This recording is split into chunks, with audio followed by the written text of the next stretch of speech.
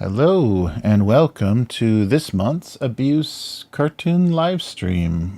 It's May 2025, and finally got, I guess we're in the final days of May, as usual, and we're we're finishing off May and then starting June for this year. So I hope everyone's doing well, and this is the return of the mint chocolate in Japan. I don't know what happened. But for some reason, I don't know if they think it's seasonal or somebody stopped buying mint oil or whatever. But the flavor of mint chocolate disappeared, except for maybe Baskin Robbins. But now it's back. I don't know why. I asked a few people and they said, "Oh, nobody likes that flavor." But when it's around, everything is in that flavor. So I don't know. So that's what we'll do for the snacks. Take a look at what's returned and what people are trying to do. Yeah, there was always like a generic like store brand like ice cream bar at 7-Eleven that was mint chocolate. And that was just like a standard thing they had forever. And then, yeah, just suddenly that was gone. And everything was out of the store. And it's only when Japan is really funny because they're so seasonal and so trendy. You're never going to, if you're craving a thing or you want something in a certain flavor, it's never going to be available when you want it. Things come and go so fast. Yeah, I've really learned if you see something you like or see something that's interesting, if you don't get it now, it's not going to be there the next time. Either it's going to sell out or going to be discontinued or something. I think I just drew a paper bag. But yeah, it's very very funny how quickly things move. And now with like the weird price. So usually we're kind of cushioned from cost of living and price increases on a lot of food stuff. But recently not. Recently, and I don't know if they're just getting brave and realizing people don't have a choice, or I don't know what's actually happened. But now companies are getting much braver about just raising the random price of things. And so we're getting a lot of random price increases, which is pretty rare here. Like things leveled off and stayed about the same for put some spots in this banana for a couple decades. I mean, really, there was, because nobody was getting a raise at work. There was no salary increases, and I guess that they've started like focusing on that as well. So salary increases and then cost of living increase. Yeah, that's the thing that's interesting is, your rent and like your basic stuff is going to stay pretty much the same. There's no big increases, but that also means there are no raises. Tariff talk. Hey, Arturo, how's it going? Arturo lurking in the shadows. And K5, nice to see you. Yeah, sorry, it's been a while since the cartoon stream. But always appreciate having you around, K5. But yeah, so this is streaming on both the Upturned Table channel and Abusecartoons. Abusecartoons isn't monetized, and it's just kind of hanging in there with this really just barely respectable subscriber count. So we'll just we'll stream on both channels for a while. But yeah, so if you're confused by this, if you just subscribe to Upturned Table and wondering what this cartoon thing is, this is what I'm always plugging on the weekly, the Friday weekly. Which this week again will not feature Chris. Chris has got more meetings. They love the meetings here. So yeah, we'll see what we can come up with.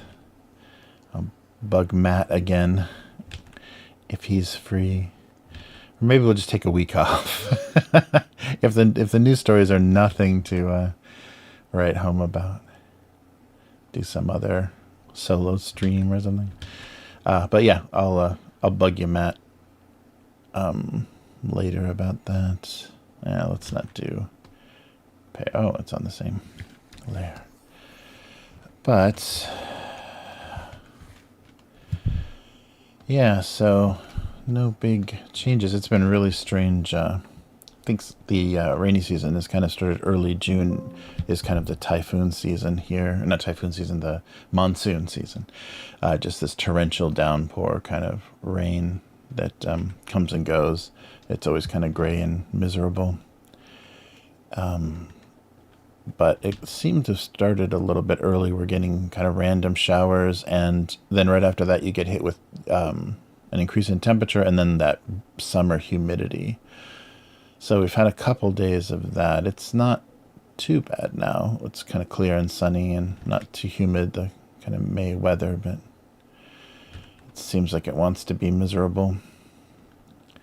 So then you get the hot summer, and then September is when the typhoons roll in, although they can come, just about any time now. But they're usually in September, so don't book your trip to Okinawa in September. The rates will be temptingly cheap, but there's a good chance you're going to have to buckle down and get hit hard by a tropical storm. And that's why, if you've ever been there, they adopted this really ugly, and maybe just because, military bases and everything, there's nothing pretty there except for some of the older traditional buildings. But a lot of the newer construction is this really thick, stout, almost looks like, something from Andor or whatever. These really heavy cast concrete squat buildings that are no more than, it's like a smashed parking garage is what most buildings look like there. It's really kind of brutalist and ugly, but it's, survives because, there's no big windows. There's no, I think, some of the hotels are pushing their luck. But a lot of the, government buildings and stuff, there's nothing nice. They're these squat little, sturdy things that are just able to take the, full force of whatever storm crosses the island. And then tons of chain link everywhere because of the military. What's another? Oh, let's do like a half-eaten sandwich. But yeah, so that's very, very odd.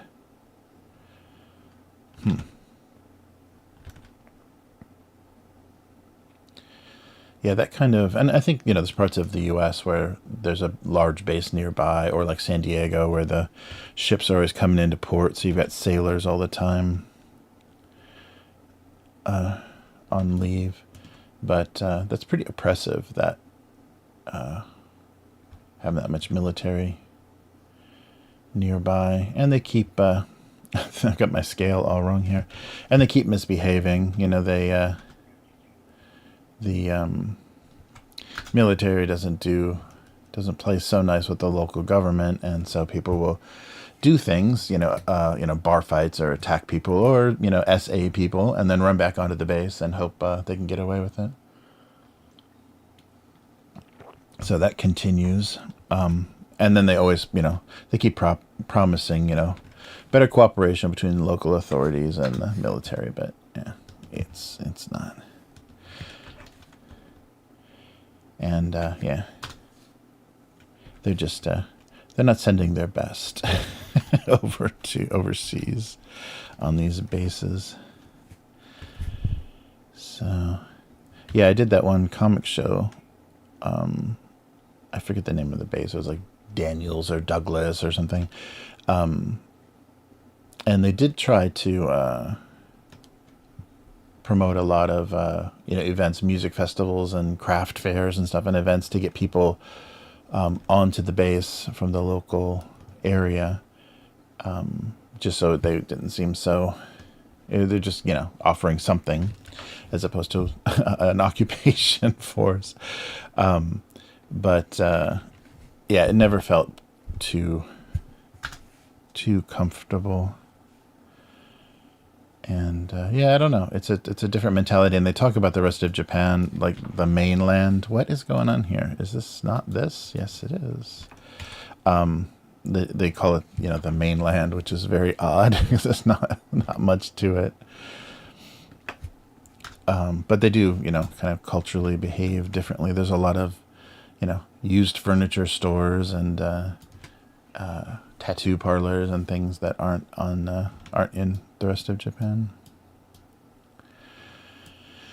All right. I'm doing lunch. I think I just did that. Let me take a quick look at stuff I just uploaded. I think no, nothing. Oh, popcorn. That's right. But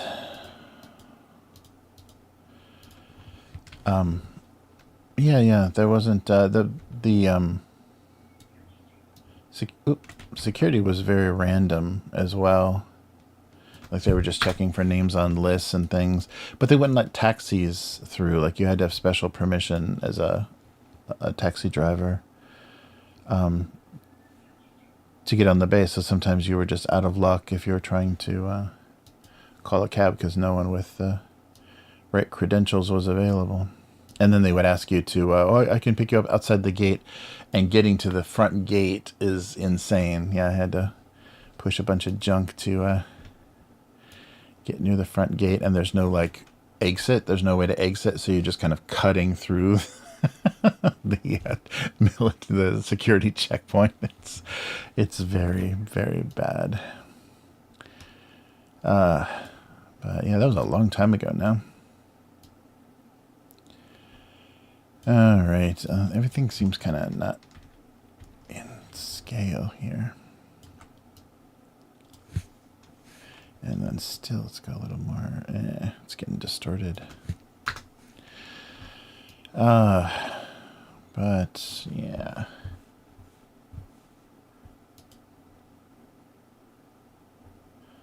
Cool. Oh, cool. Yeah, that's cool, Matt. If you're available, I appreciate it. Yeah, they don't. I haven't seen a lot of vapes in. I mean, Tokyo. There's probably more. You know, they're a little more trendy, a little more importing stuff. But they have this weird thing, the smokeless cigarettes here, where you still have to buy cigarettes, and I'm not sure if it's a special type, but it looks like a vape. It's either a plastic tube or like a plastic, kind of cartridge looking thing, like a, magazine, like a,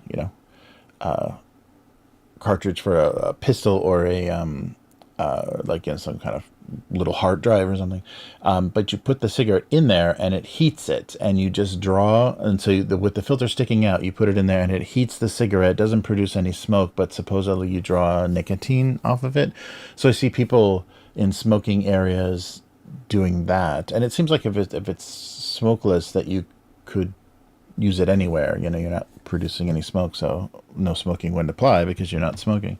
But I don't know what that is, but some kind of electronic cigarette thing where people are just like drawing heated air through a cigarette, and I'm not sure, maybe it's a special cartridge or something. But they're not doing water vapor. They're not vaping, so they're not blowing big clouds. So I don't know what that is, but they've tried a bunch of different things to keep the customers coming in. But the flavors of cigarettes here are getting really weird. The cost isn't that bad. I think it's much more affordable. But smokers are becoming more and more rare, which I was surprised, because this was a place that was super smoker friendly for the longest time, and now I think it was only Starbucks that you couldn't smoke inside, but now many shops are no smoking, and they turned their little smoking room. So sometimes they'll have a glass like enclosure in the dining area, and they've turned those smoking rooms. They've taken the doors off and just made that more dining. So I'm not sure if there was legal changes or what, but yeah, it's becoming harder and harder to find smoking areas in Japan. So I don't know. I don't know what the cause of that was. Oh, that's right. I'm blowing up everything. All right. Are we doing lunch?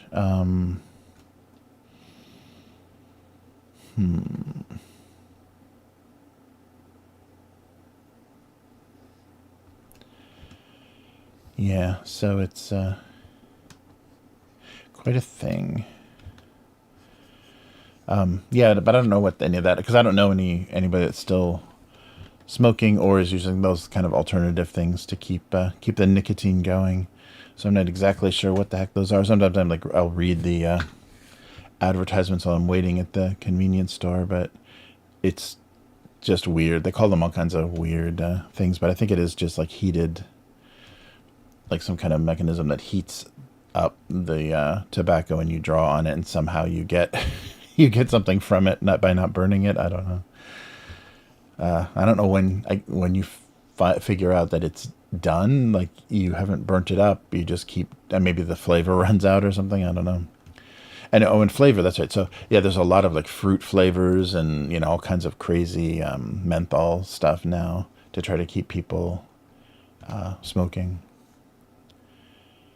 Yeah, that's very funny. But you still see, I love maybe Japan is one of the last places you can still see joggers smoking. I love that when you see people that are, they're running, they're in their little running gear, and they get back to their neighborhood or whatever in the city, and they're finished with their little routine, and they light up, smoking and jogging. They don't do it at the same time, but that's why they finish that 5K, is because they want to get home and finish the last 200 meters smoking. Mm.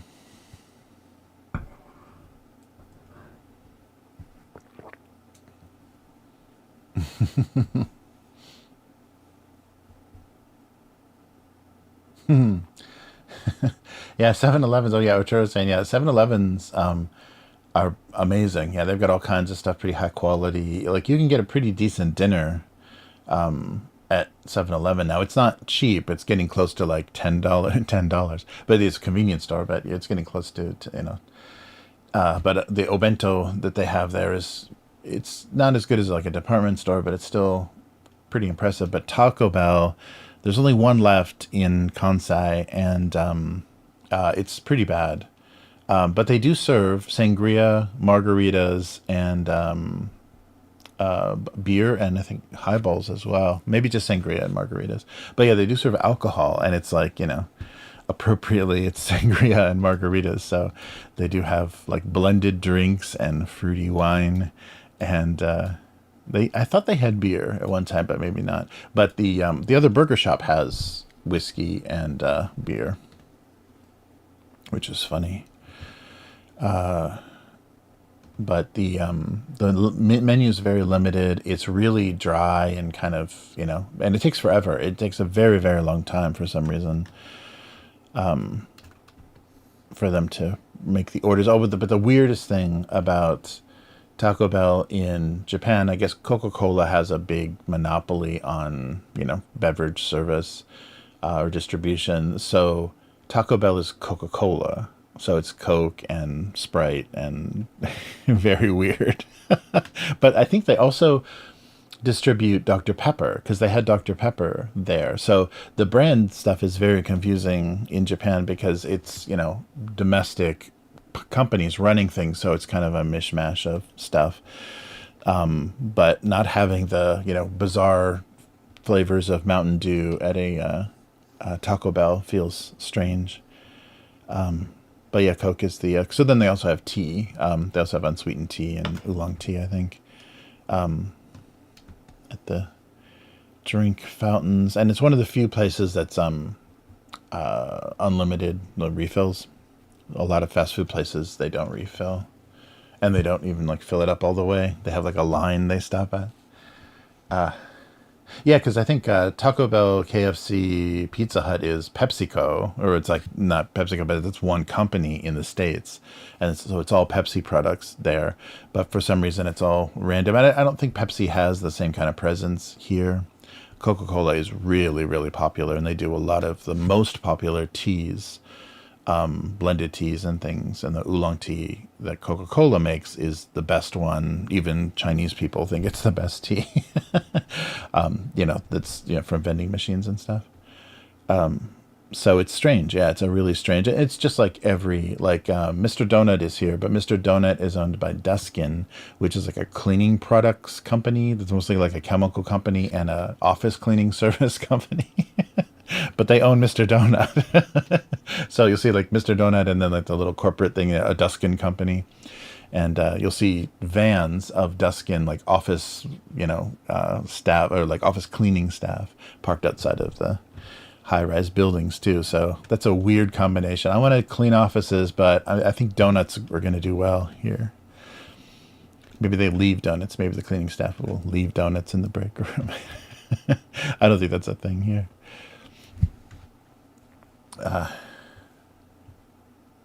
Oh, that's right. That's right. Yum brands. Yeah, that's right. Yeah, the food companies are so terrifying. Those global food monsters. Yeah, they just acquired all of those brands. Yeah, so it's funny. It's things that like maybe even used to be kind of competing brands of things, a breakfast cereal or whatever. It's all owned by one company now. So it's pointless to have any preference because, yeah, there's no point. All right.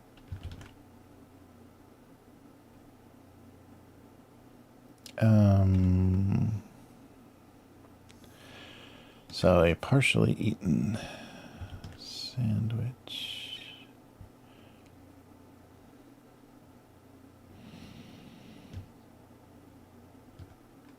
Okay, let's get rid of the orange. Orange and this weird apple. All right.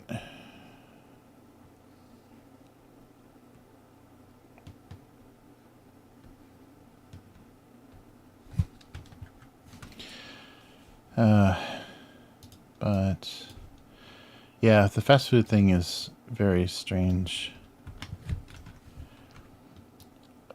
They did well kind of early on, courting high school students, but more of it's just a hangout. So people would just buy like, share like an order of fries or, a single drink and then just, hang out in a McDonald's. Like that was the place to meet after school.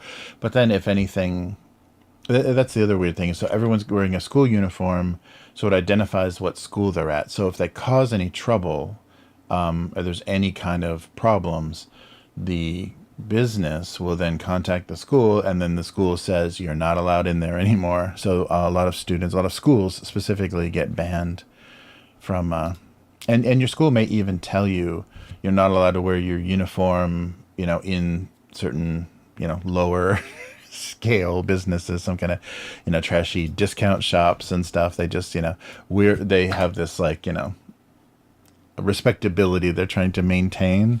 So they don't allow students, they tell them they're forbidden, and then they follow those rules for going into certain places. So yeah, so if your teacher would catch you like sitting at a KFC or something in your school uniform, and it was one of those places that was forbidden, either because something happened or just the school said, yeah, you're not to be seen in there, there would be some sort of disciplinary action, which is very funny. Just because, yeah. We always looked like hell, and we just were everywhere wearing the same crappy jeans and t-shirts we wore to school. Oh, let's do the banana kind of sad and browning up there. There we go. Oops. Yeah, so it's very funny, but they have kind of a weird... how can I not see this here? There we go. All right, and this one too. All right. But yeah, it's a funny thing. And yeah, fast food, a lot of the chains have kind of come and gone here throughout the years, because anything can be popular in Japan at first. It's just really hard to have staying power, because everyone is like curious about foreign stuff here, but they very quickly are like, yeah, but I prefer the local brand, or I'm I'm loyal to domestic stuff. So that happens quite often. Is a company will show up here and they'll do well at first, but yeah, very quickly they're just not heard of anymore. And it's just because they like, you know, trendy stuff here as well. All foreign stuff can be part of a, you know, kind of seasonal trend or whatever, but then that's it. So you get to try a bunch of stuff here. But it never lasts for long. Just like, yeah, what I was saying about, you know, you see stuff in stores and it's either very seasonal or very limited. It goes away fast. So the banana should be, that brown is too green, I think. Looks just like a weird banana. So let's just do a weird brown color. Yeah, more like that, I think. Yeah, like just a brownish thing.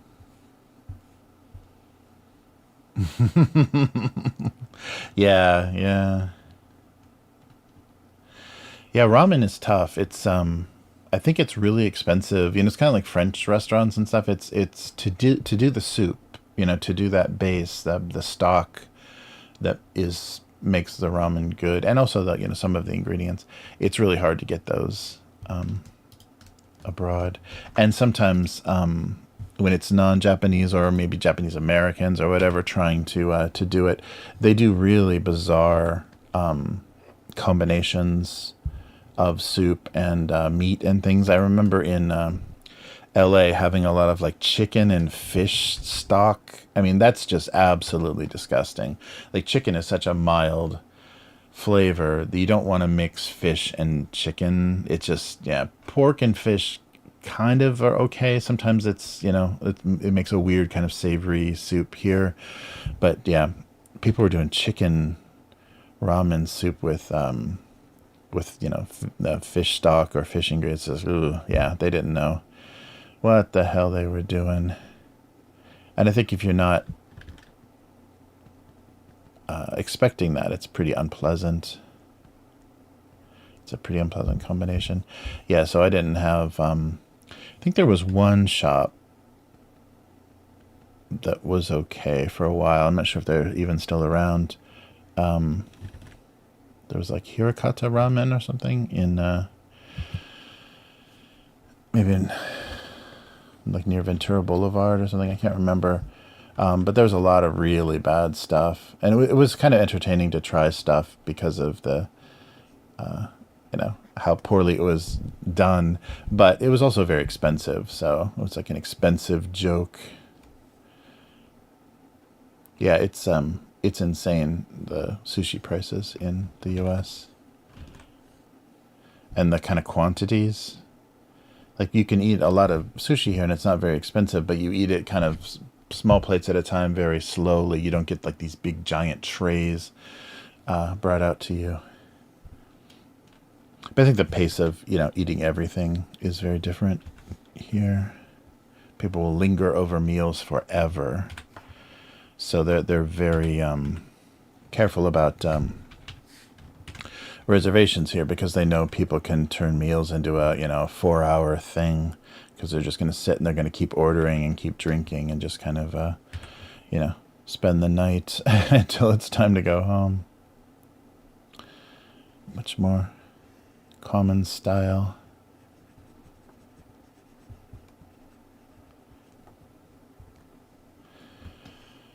All right, let's put some highlights on things.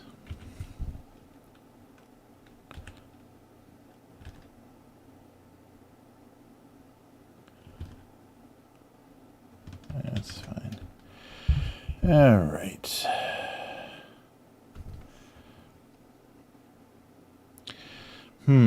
Anything with the bag? Maybe a crease here.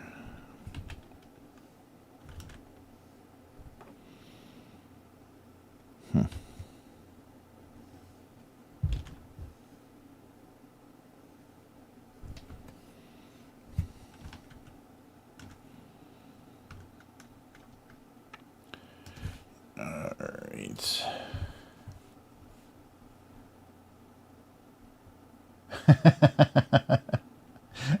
Nice.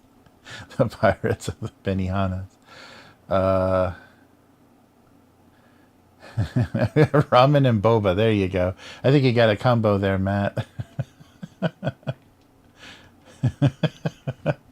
Yes, that's true. True. Sushi is a raw deal in the U.S. Oh, that's too bad. Yeah, I can imagine a lot of the small, like independent places did not make it past COVID because they were probably barely hanging in there with full tables every weekend. All right. Yeah, it was hard to tell what kind of died from COVID or what kind of just naturally flipped over here because there is a lot of like things coming and going based on trends and stuff. In some areas, like, have a lot of a certain type of restaurant, and so those restaurants do well because people go, and if the place they wanted to go to was full, there's another one nearby. So like the Korean barbecue places are kind of clustered together and that kind of stuff. But yeah, it's that was such a weird time. And the funny thing is, it was just like suggested that they shut down. They didn't force anybody. So there were places where like, listen, we planned to open. We had no idea this was going to happen. We're just going to be open. And they tried their best to hang in there. All right.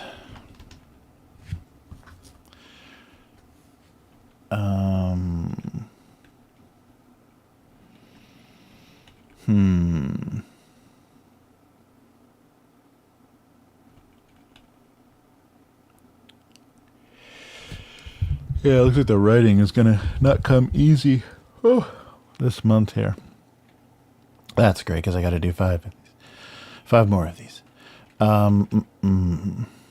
Let's try something about lunch.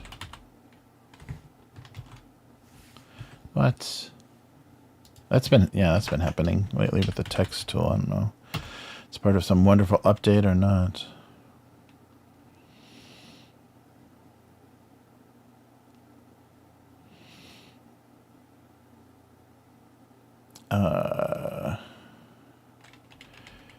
So kind of quickly stalled, immediately ended.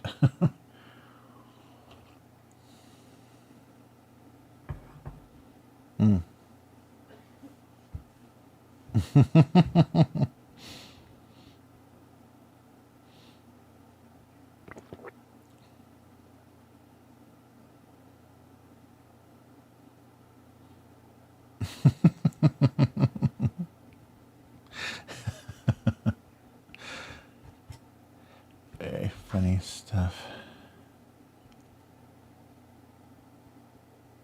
Oh, wow.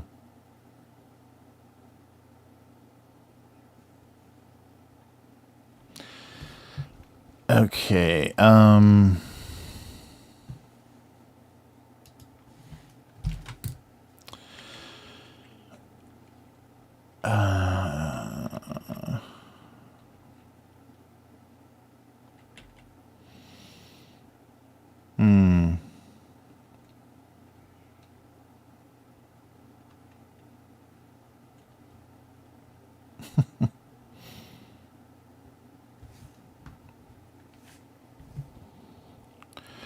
Let's do a, where's the, oh, that's right. Come on.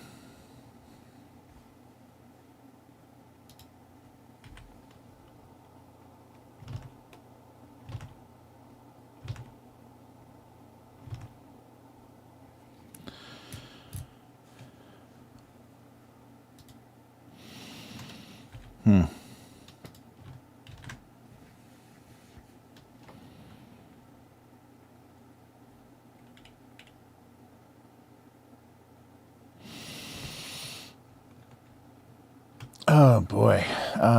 Something. Old banana.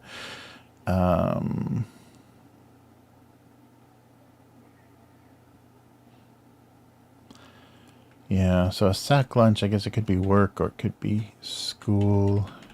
I don't even know if that's a thing anymore.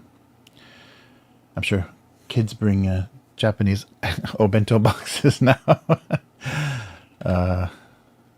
to school cafeterias.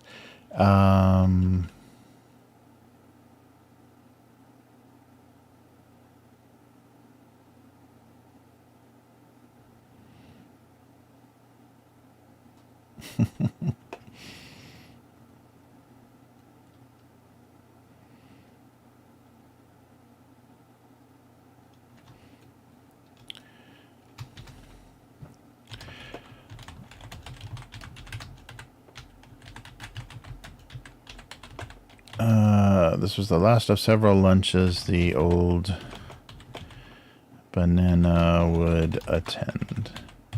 Nobody, less and less likely.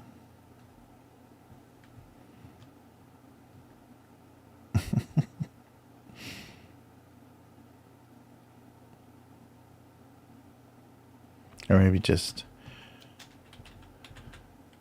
for the old, the old uneaten eaten banana. Ah, come on.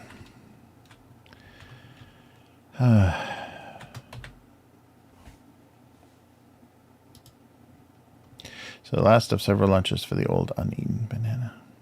He just kept showing up. All right, let me get this uploaded. Oh, come on. So I don't have two going up at the same time. All right. This was the last of several lunches for the old uneaten banana. All right. Last of several.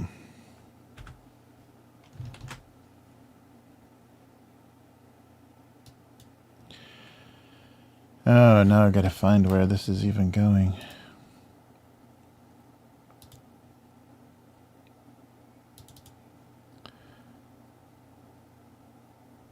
Oh, actually, is it here now? No, it's... Yeah, sorry, it's just in Dropbox. Yeah, that's right. I was trying to get everything backed up there. Good luck. I'm going to run out of space there any minute.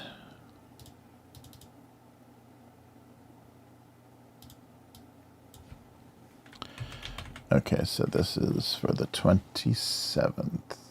Yeah, that's right. All right.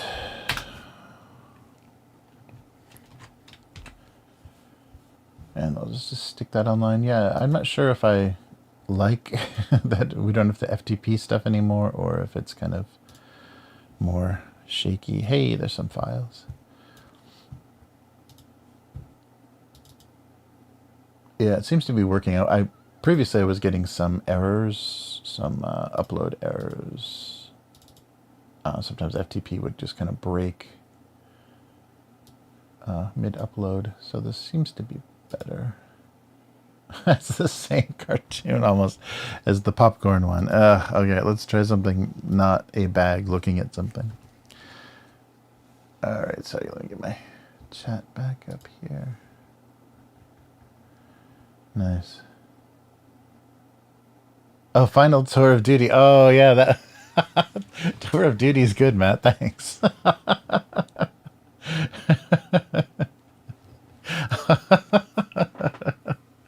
Damn, I should have read the chat before. Yeah, tour of duty was very good.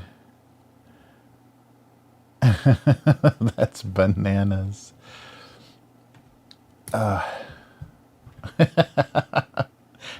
Hey, Countdown, how's it going? Yeah, writing these things sometimes goes easy, sometimes is a challenge. All right. Let's see what else we can come up with here. Oh, wrong page. But yeah. What else is... there we go. Yeah, we're actually getting the pressure sensitivity. Sometimes it's not going to happen. feel like I'm trying the same things over and over again.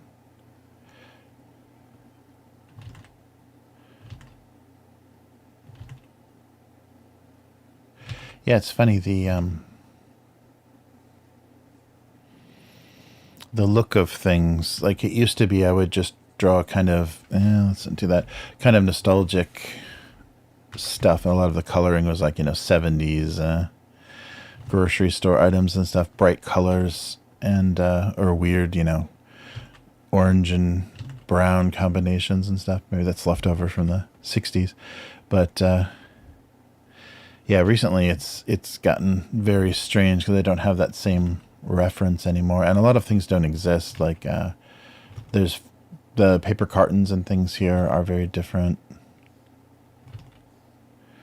and nothing gets, like, I haven't seen a plastic gallon of something for such a long time.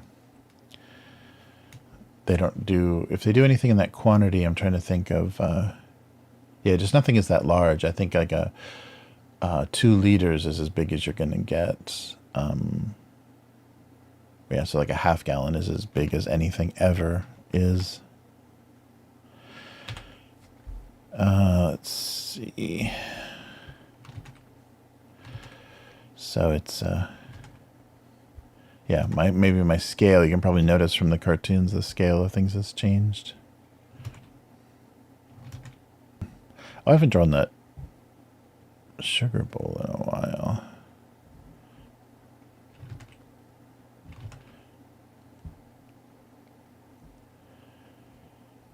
Alright.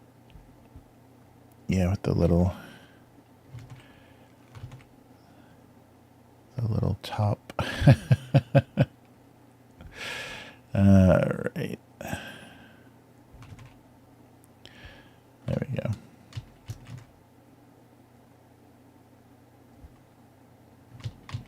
Yeah, just maybe a little bit less there. Something like that. And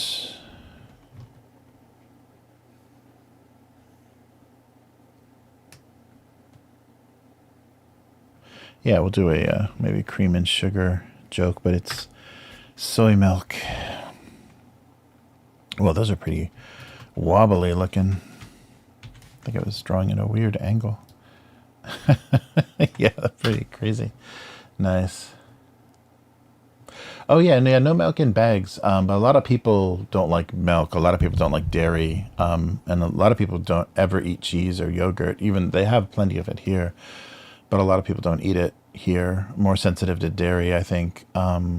So it's just in liter paper cartons. Is mostly, and sometimes there's they've recently started doing liters that you don't open, like you don't do make the spout out of the cardboard carton. They have like a hole in the side with a cap on it and a little spout on a plastic spout, circular spout on the side that you open by unscrewing a cap. So that's starting to become more popular, I think, because older people sometimes have trouble, and if they make the cartons cheaper, they're harder to peel apart to open that way. So maybe so they can go with cheaper materials, or because of the older customers, they're moving to that side spout thing. Don't know what that's about.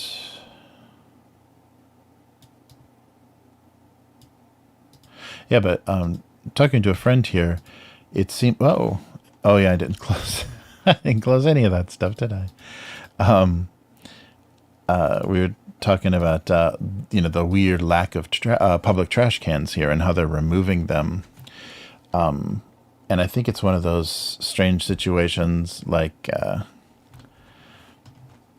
if there's ever a security problem, sometimes they will remove trash cans just because, so nobody can set them on fire or whatever, if they're worried about something, or there's like a big business meeting or political meeting in Japan. Sometimes trash cans will disappear, and I think some smart, some clever bureaucrat decided, oh yeah, well, when we take them away, there doesn't seem to be a problem, so what if we just never put them back? And so that's become a thing here. where there's more and more tourism and less public trash cans. But yeah, the friend I was talking to said, oh man, that yeah, that's just they're pushing that as far as they can go, just to save the money. And then as soon as people finally get fed up, I'm sure they'll start appearing again. But yeah, I thought that was funny. But it is really getting inconvenient. It is kind of forcing, and I'm not sure what the littering laws are here, but it's kind of forcing the tourists to have bad behavior and kind of leave trash all over the place. But then maybe they can use that as an excuse to, who knows what the thinking is, but they may be able then to use that as a reason to, tax tourism more, tax visitors differently. You never know what some of their motives are. Actually, let's go a little darker. But yeah, I just thought it was a kind of a paranoia thing, and I was trying to figure out what they were worried about, like what bad things could happen with too many trash cans in public. But he was explaining to me it's probably just the money, and they figured out they can once they took stuff away, because I think that was a COVID thing too, is once stuff disappeared, like you don't have the shared little pitchers, I don't know, the little dispensers of soy sauce anymore very often at shops that serve gyoza and different stuff that you'd like pour, or even sushi. They give you little packets of it now to open individual packets. I think that started during COVID, and then they just kept it that way. So we lost a lot of stuff. A lot of things became crappy. And I heard IHOP never put the pitchers of syrup back on the tables after COVID. That was one of my daughter's things that she told me about when we were talking changes. And they don't have the syrups at IHOP anymore. That's the International House of Pancakes for anybody that's not from the U.S. It's very international. Pancakes from all over the 2 countries that have pancakes. All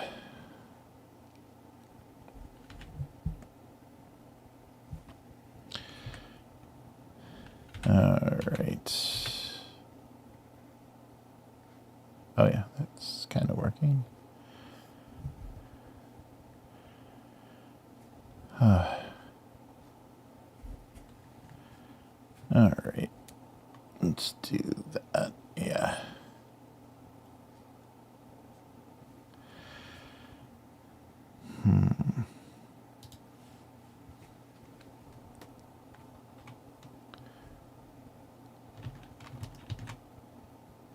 Oops.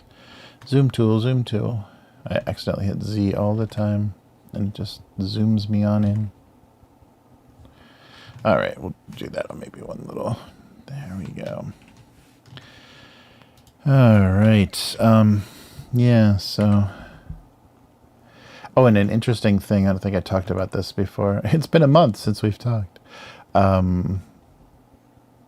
The fast food places, convenience stores, a lot of foreigners now are showing up.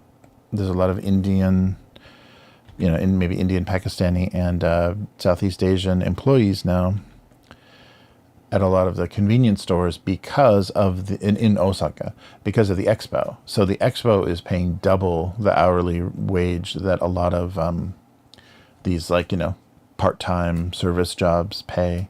So a lot of the domestic Japanese employees that were working these jobs just bailed on their part-time job to work 6 months at the expo and make double what they would have made in that 6 months, and probably take some time off, because that's why everyone's working part-time, so they can save up some money and travel.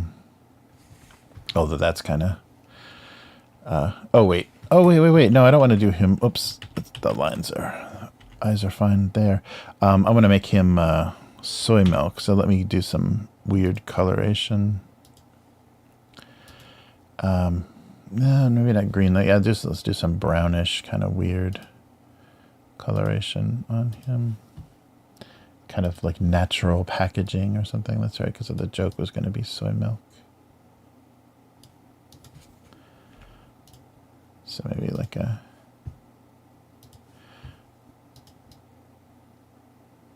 some kind of natural paper echo looking thing. There we go.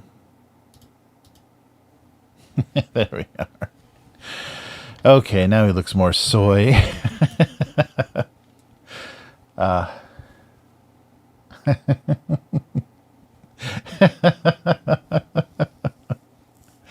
Arturo's funny now. Yeah, no, there's no pictures on milk cartons here. Yeah, there's not much of anything except it's mostly just graphics and a small nutrition thing. But yeah, they don't have any anything like that. Soy milk and coffee is decaffeinated. Oh, there we go. That's good. That's good. That's good. All right. Oh yeah, so let's put some coffee in that cup. Just so you can see a small line.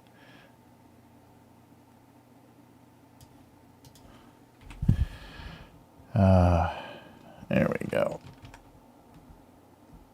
And that's actually a little dark, isn't it? Let's brighten it up a little bit. Yeah, there. It'll read better that way, and maybe a little highlights. There we go. All right. Yeah, I like soy and decaf.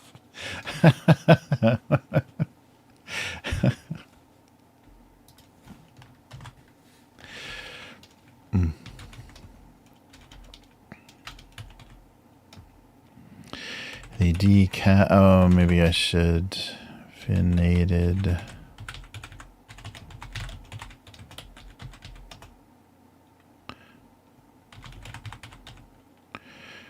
Whoa, that's crazy. My touch typing is not working out.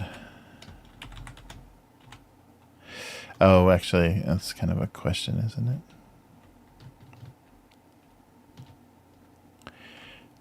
Didn't see the points. Decaffeinated. Decaffeinated? Yeah.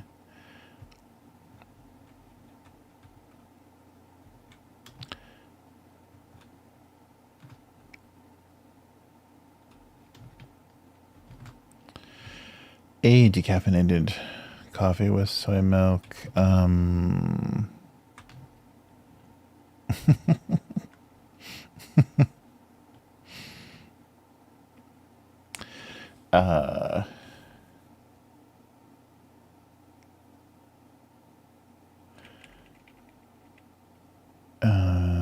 Felt pointless.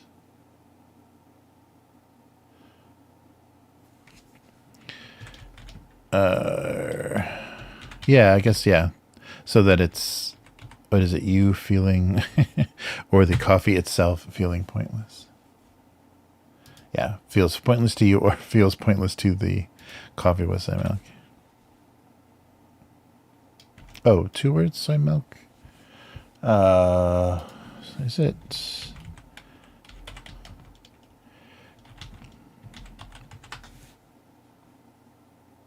Oh, slow internet. Am I dropping frames on you guys here? Nope. Just slow searches. Oh, both. Both. What looks good? Oh, let's do 1 word. I don't know with this font. Nothing looks correct. Yeah, 1 word or 2. What feels more natural? It's Yeah, I think 2 words is weird. Hey, hey, hands. Handstand dad. Good, good. Yeah, I'm glad I'm not dropping. My search took forever to come up. Nice. All right. Oh, is that too nipply? The top of the sugar bowl. A decaffeinated coffee with soy milk felt pointless. All right. Yeah. So it's not the, so it's yeah. It can be both. All right. Yeah, let's just do it that way. And let's see if I spelled decaffeinated correctly. Oh, yeah, so Adobe wants me to make it 2 words. Both are correct. There's space for both. We can separate it.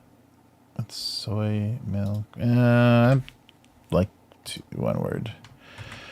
Okay. I'm sure that can be a discussion in the Go Comics chat. Okay. Was it F12? Yes.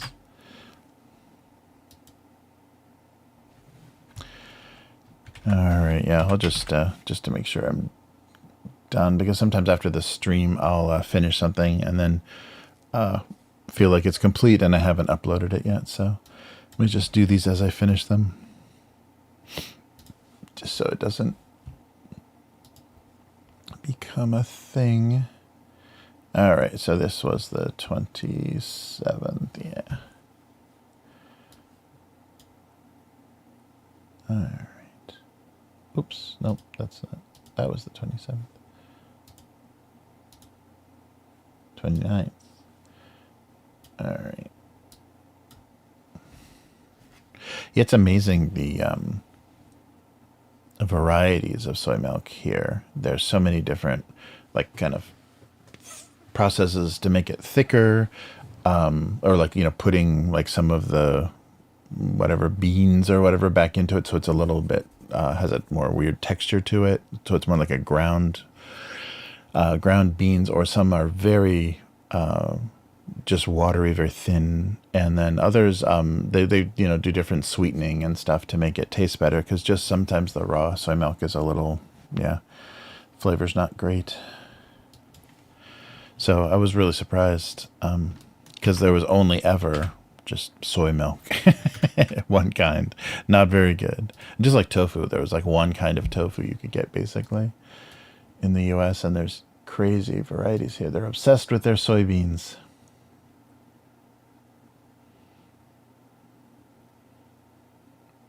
Oh, nice. Yeah, yeah. Yeah, there's a lot of great green teas, and they even do some surprisingly good kind of instant teas. They're like, you know, kind of, well, I guess that's the tea that's used for the tea ceremony, is the matcha powder, but it's a little bit, it's not so insanely bitter, but there's a lot of matcha powder green teas, kind of, so you can instantly make a tea. And then, yeah, like the sencha and a lot of the so many varieties of green tea. I can't even, you know, name more than a few, because there's a lot of regional tea growing. I think that's another thing that's going to be hurt by all the shenanigans going on with global markets and stuff, because there's a real big problem right now here with rice. So I imagine tea is going to get sucked up into that as well. But the glare on this, I can't see the size of my brush. There we go. So just waiting for that to happen. But yeah, rice prices have doubled here, and there's a lot of pressure. So who knows like what exactly is going on. There's a lot of pressure to import foreign rice, which Japan has resisted. But the JA, the kind of group that handles the management of all the farmers, because there is no commercialized rice farming here. It's all independent farmers, like working as a collective. But the organization that kind of runs that, has figured out, oh, people will pay double price for rice, so we're just going to let that be a thing. But it's a food staple. Like, people eat it at every meal practically here.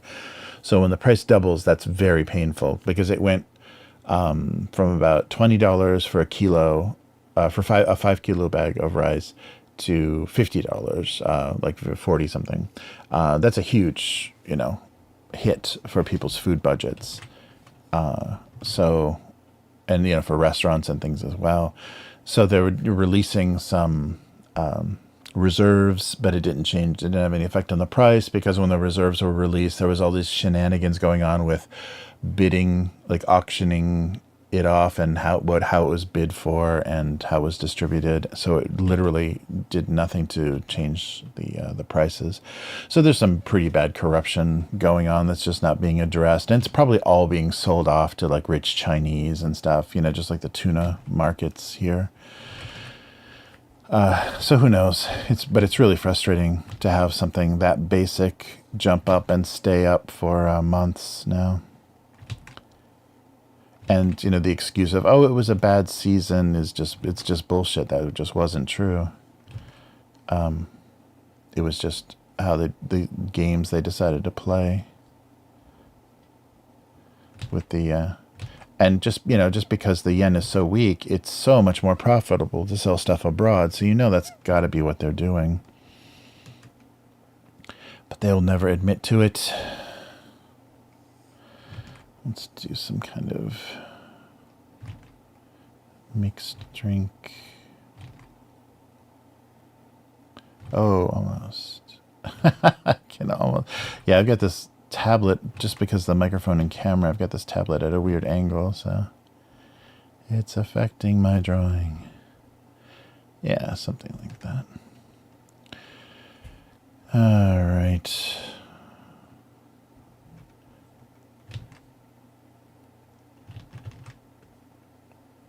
Yeah, maybe a little more rounded, ice cubey looking.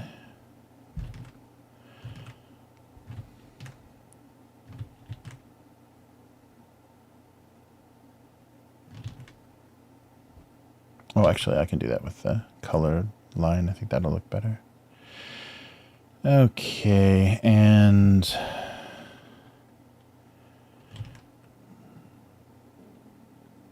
maybe a cherry. Oh, they're on the same layer.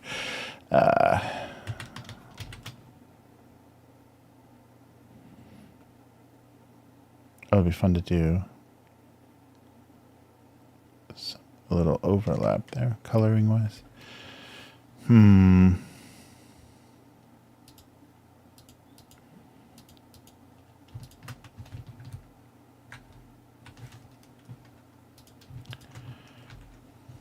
Oops, one more. There we go. That's a little big. All right. So maybe these can move over a little bit, because I can make like a little puddle between them. All right.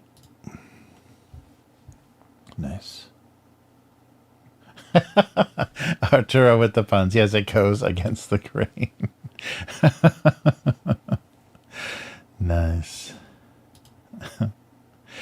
Yeah, it's funny, Japan has a really strong tea culture, but it's very, very different from China. China loves, like I think those have even come to the U.S., like the tea, the flower teas and things that they're dried, and then once you put them in the hot water, they open, and so you have this large flower at the bottom of your teapot and things. There's a lot of stuff that hasn't made it here, because it's more this austere, and there's a formal tea ceremony and things, so they like their bitter and simple teas. But the Taiwanese boba tea was pretty popular here when that was out. I guess it still is. It just never kind of goes away. Just kind of hangs around as a popular thing everywhere. And different kinds of Taiwan tea were popular too, not just boba, but I think even Taiwan has a little bit of a different tea tradition from China. All right, let's make this like a green straw. Oh, wait, I gotta probably fill it in. So let's do this and then fill it in.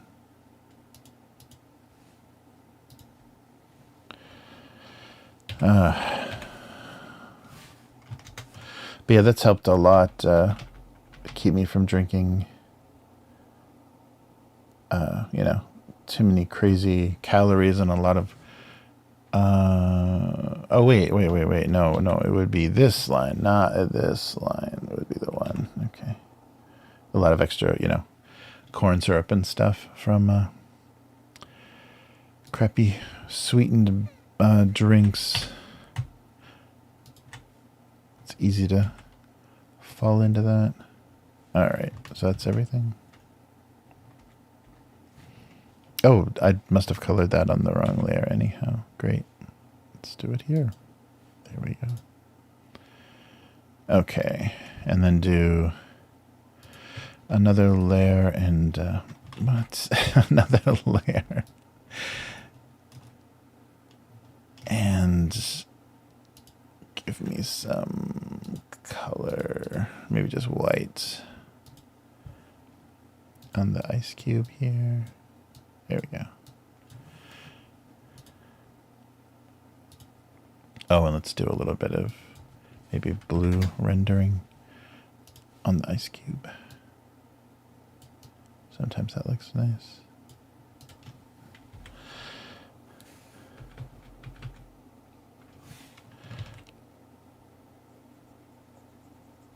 Yeah, we'll do the kind of shaded side. Blue instead of gray. Probably a little bit of gray in there. And maybe like a pink drink.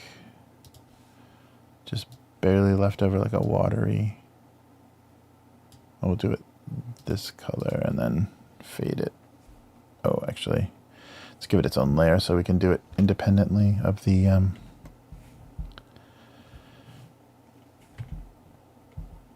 we go.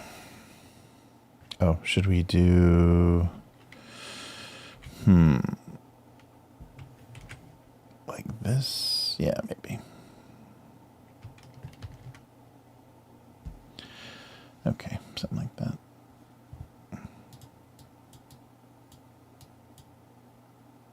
There we go. And maybe this same color, or wait, same layer. Let's do a little puddle, but we'll fade it out like the like in the glass here because it's watered down. There we go. All right. For All the Tea in China, no, a book about a Scottish botanist. Oh, sorry, my microphone's... What? Wait a minute. I had this working here. Arm wrestling with my microphone. There we go. All the Tea in China, Scottish botanist that was an industrial spy in the tea world. Oh, that's cool. Oh, no, that's cool. Not.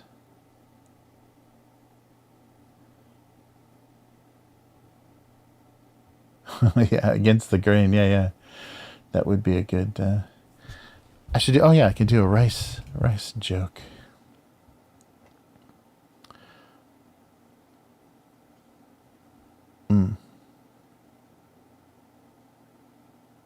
Yeah, that's right. I remember that. Like they would do green tea, but it would be like honey sweetened green tea and things in the U.S. Like the Arizona teas and stuff always had their weird take on stuff. Where's the color there? There it is. Okay, I think that's everything. Oops. Yeah, it's too bad that there's not, and it's just because, you know, the companies that want to control everything. I can't believe it was that hard to get like soda machines out of public schools. That there were actually people fighting.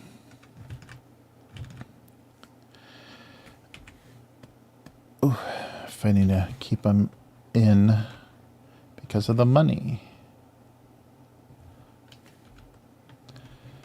There we go.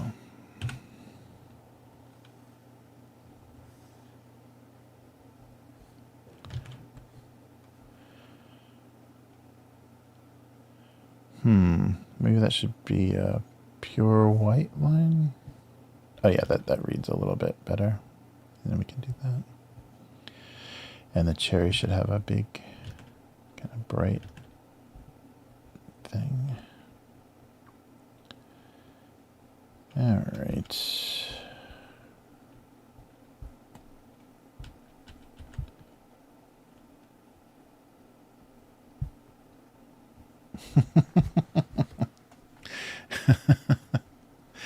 The last ice cube and the cherry. So what was it say? Shirley Temple? Or are they snuggled together here?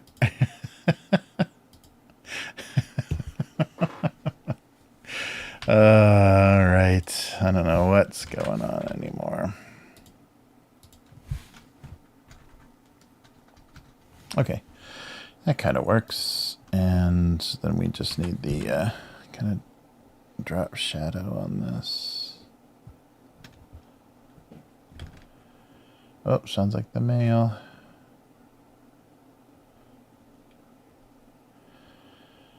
Okay, so here and then some maybe.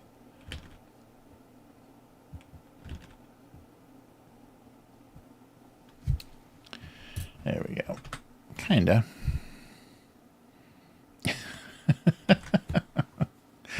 Okay, we'll write this one later. I have no idea what this nonsense is all about.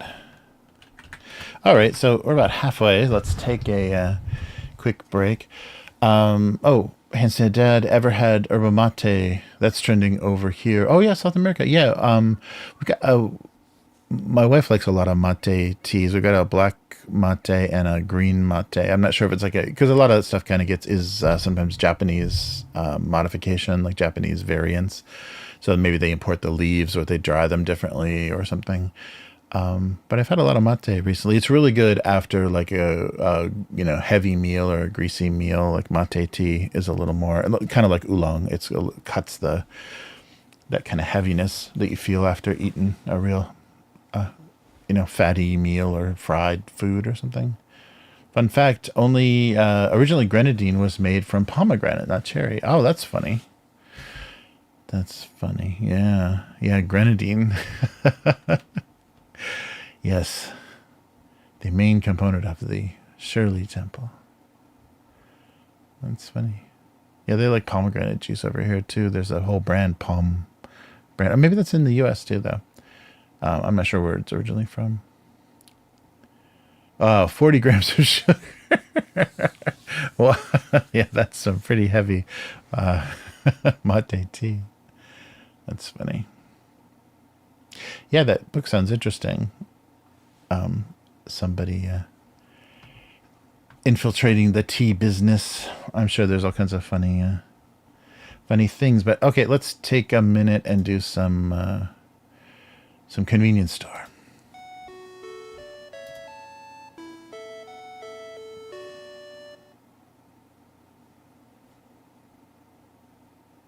All right.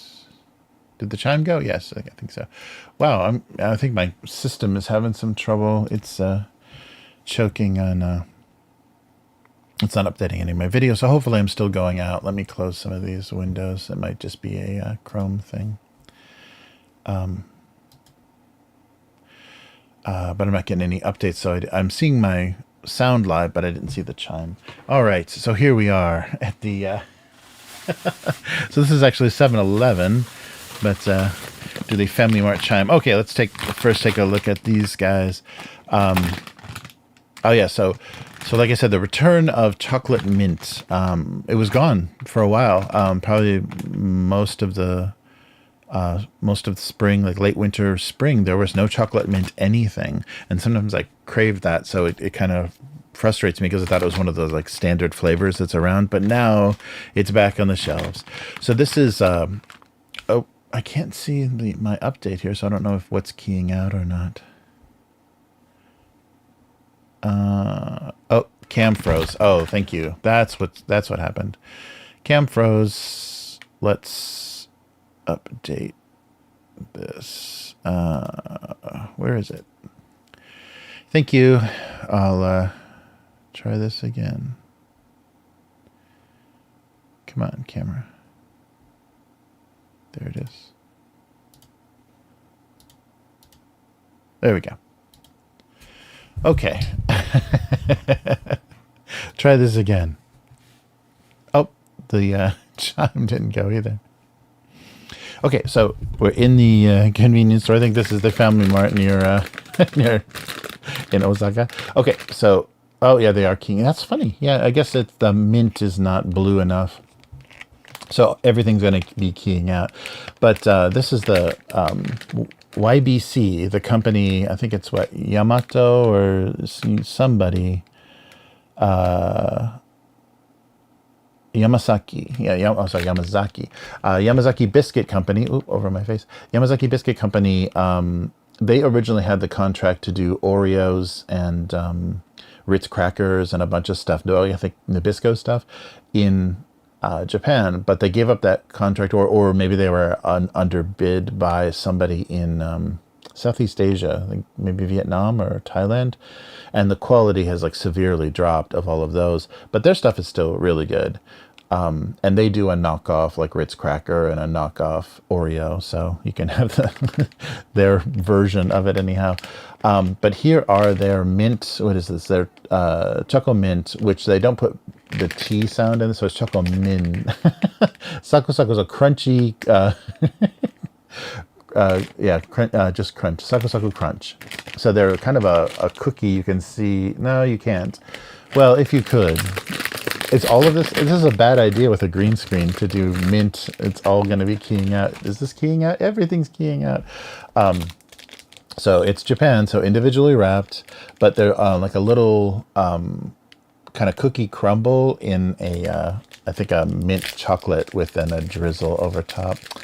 Yeah, I should have switched to, maybe blue would have keyed out too. I should have switched to a hot pink screen. Oh, I guess the actual color isn't keying. So there's these little drizzled like blocks of dark chocolate cookie. So, and if they're using their same cookie as their noir cookie, it's an Oreo. It's really good though. Yeah. Oh wow, very minty. So you can see it's kind of the mint's just not on the outside, it's inside the cookie too. Yeah, oh, it's good. It's this reminds me of like a mint Oreo, if you've ever had one of those before. The mint flavoring is strong enough that it like matches the cookie, so it's not like very mild. Yeah, maybe mint Oreo. It tastes the most similar. Not as minty as like a peppermint patty, like a York peppermint patty, but pretty strong mint. Yeah, that's good. They're little loaves. I don't know, like maybe it must be like a long little roll of these. Yeah, really good. These YBC, like their logo is so old and outdated, it looks kind of terrible. But always the quality of their stuff is very good. So Yamazaki Biscuit Company. And if you get a chance, try all of their imitations of, Ritz and Oreo and stuff. And they do saltines too. They do like a knockoff of premium saltines. Yeah. These are really good. So I definitely, if you're looking for mint chocolate cookies, those are a pretty awesome choice. Okay, let's try one more while we're here, and then we'll come back and do it again. Uh-oh. Oh, this will probably be very similar. Who is this?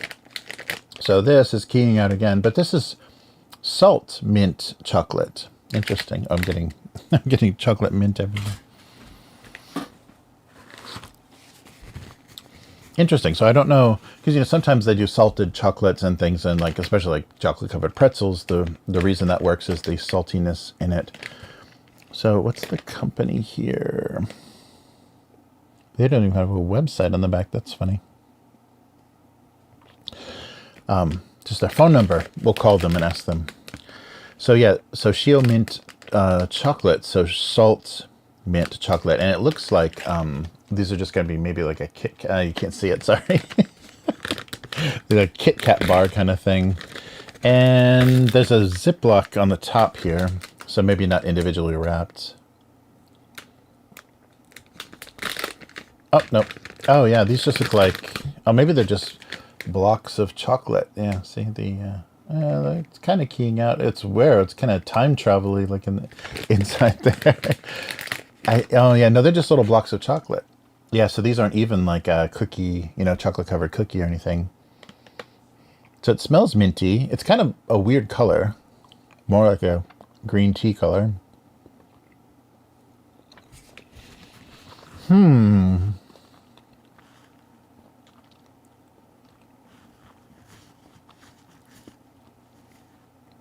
It's weird. It's really creamy, so maybe it's like a white chocolate base, which is not a good idea. It should be chocolate. So maybe this is mint flavored white chocolate. I think it is. With salt. The salt is just not doing anything.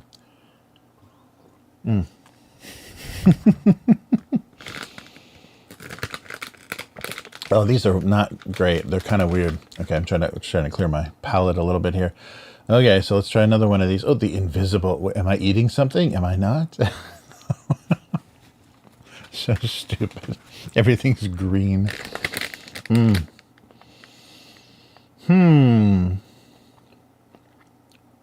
Yeah, this is like white chocolate base.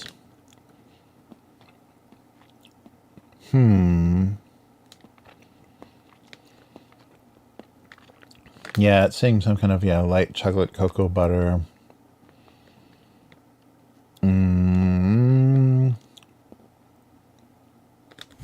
Yeah, the salt isn't doing anything good.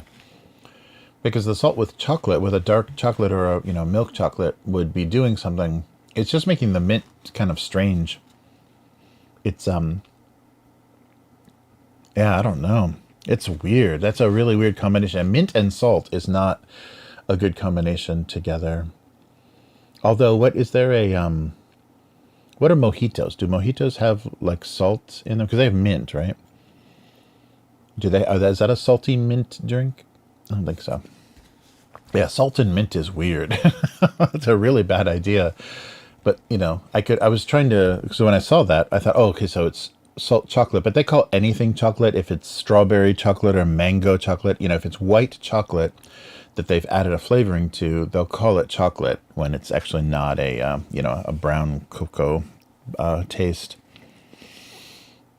Yeah, I would not recommend, and I can't I can't see the company name, so I wouldn't encourage it. Yeah, oof. Yeah, salt and mint is not a thing. I don't know why they thought that they could put that together. It's not a thing, I promise you. All right, well, part 2 coming soon. Wow, very weird. Yeah, I don't know why. It's funny too, because I think some of these companies get ideas, from foreign sources, and they think, oh wait, it's, we've done salted chocolates and salty combinations that complement chocolate. Let's try mint chocolate salt. Yeah, it didn't do anything good. Yeah, I need a fine Suntory whiskey. Yes, Arturo, that's good. Yeah, I'd like to have a drink, and that'd be fun to do. I'd like to show you guys like all the cheap Japanese whiskey, and then do a taste like the kind of the grocery store brands, not the store brands, but the stuff you can get kind of at any store, and show you those different brands, and then taste them, because I've never tasted them against each other. Like I've never done a taste test comparing the different brands. I have like my favorite brands, but I've never like compared them and figured out why I like them compared to others. But that would be fun to do. Although I had to make sure I wasn't driving or anything after that. But we should. We'll do a Japanese cheap whiskey tasting,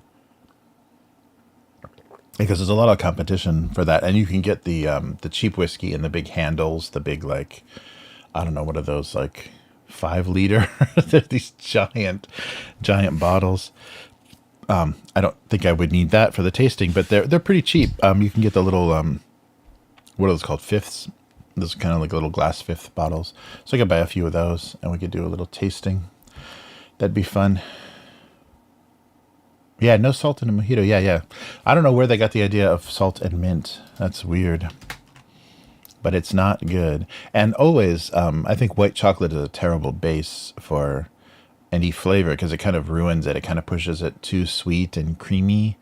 So any like fruit or anything with white chocolate, especially the way they do it in Japan, is not good.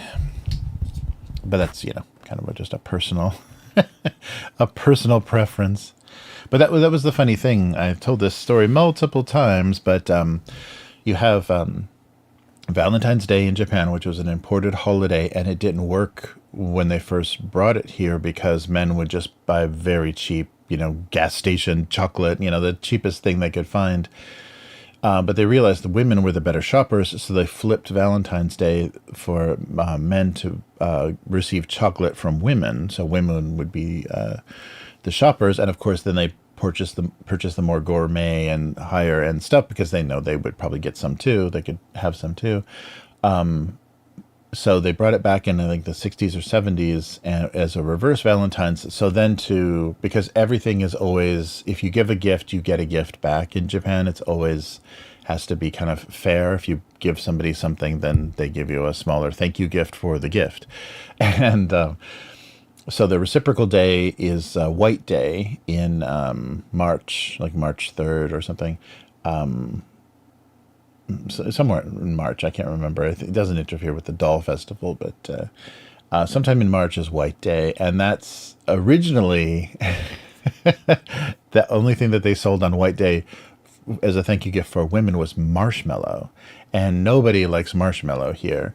Marshmallow is just not a popular flavor, so that went over very badly. The candy companies sold nothing. Then they switched to white chocolate. So White Day is the thank you day for Valentine's Day, where women are supposed to receive gifts, but it's usually white chocolate, and it's not a.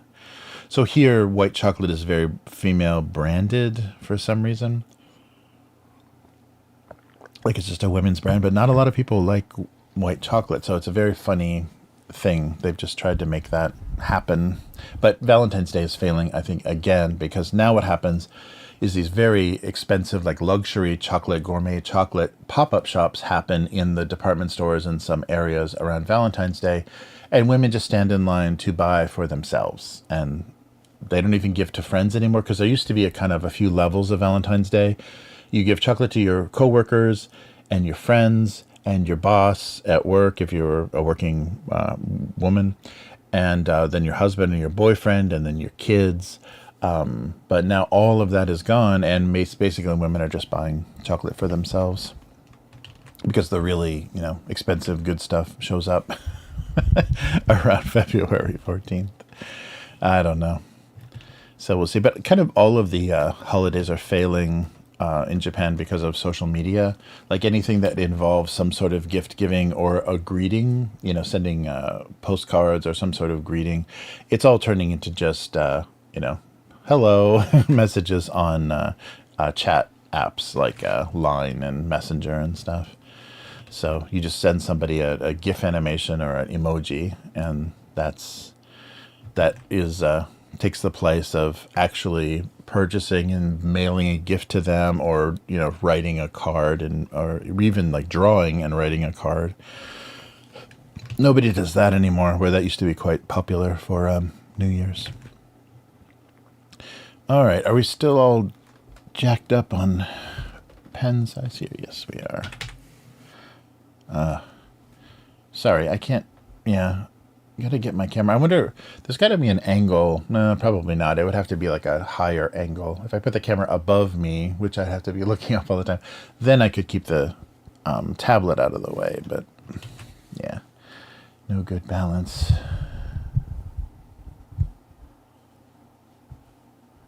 Yes. Yeah, that was so the first year that I taught at the public school here, That was nice because it was still deep in the normal Valentine's thing, and so students gave their teachers chocolate. So I came back to my desk after one period, and it was just a mountain of like, and also too for students, the Valentines, they're encouraged to bake. So they bake brownies and chocolate cakes and chocolate cookies and stuff. So all these homemade baked goods and elaborate chocolate shop chocolates and stuff. Yeah, that was heaven. That was great. But those days are long gone. That's not even a thing. Oh, let's do a moldy sandwich. Is there a what was that? Was it this one? Oh, nope, too far. Spoilers for the last one I did. So what is that? The 22nd, 27th? Yeah, there we go. I think I had a sandwich in here. Let's just pull out that. Yeah, let's pull out that full. Recycle some art here. Where'd he go? Oh, that's not. Oh, it is. Yeah, there it is. That's not a great drawing. I don't know if I need to save it. Maybe I'll just redraw it. Yeah, let's just do an old funky sandwich. All right. So yeah, reverse Valentines. What a concept. But yeah, they quickly realize that they can't count on guys. That's why flower shops too. Men, you never see a man in a flower shop. It's only women buying flowers for themselves here. So the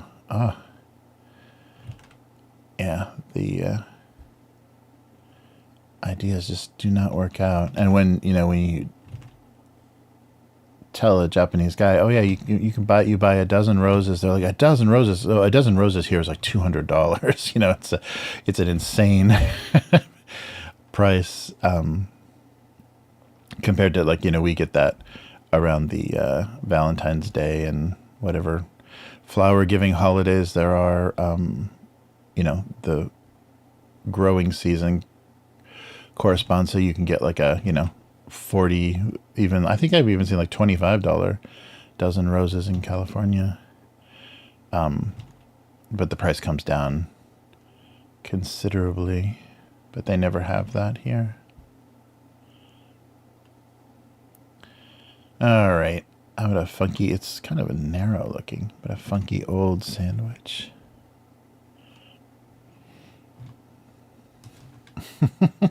Very long bread. So maybe I'll move this over a little bit here. Let's see. Shorten it a bit. Yeah, a little bit. Just have to fix this corner. Doesn't look like some weird misshapen. Let's just do a single object. A very old funky sandwich. This will be a fun thing to color here. Just do unpleasant greens.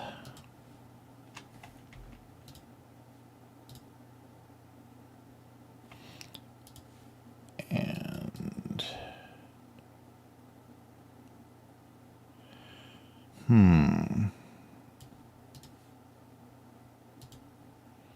yeah, it just needs something to contrast, and then maybe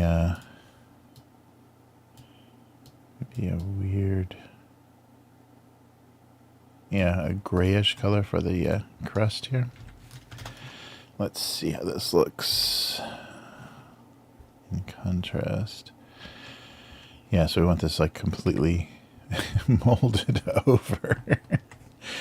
But it's got to be like, oops, come on. It's got to be splotchy or something to make that work. And maybe like, like this kind of like running down. Yuck. And maybe some yellowy, some kind of yellowy, moldy.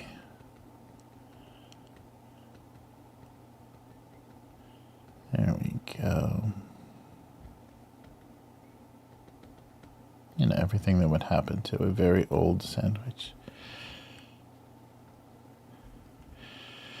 And yeah, maybe like a little bit darker kind of edge thing. Yeah, so it just had that kind of uncanny, like, what am I looking at? All right.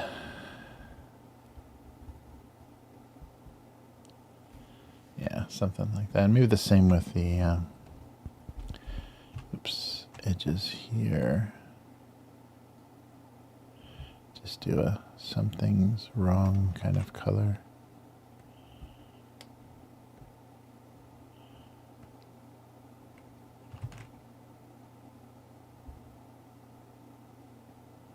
Yeah, looks kind of just like a highlight. All right.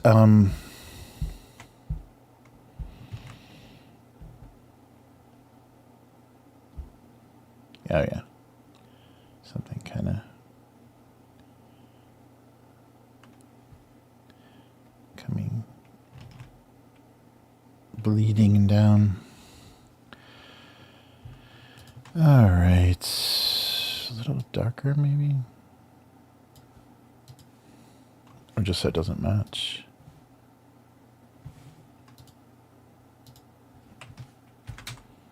Okay, that's enough disgusting sandwich rendering.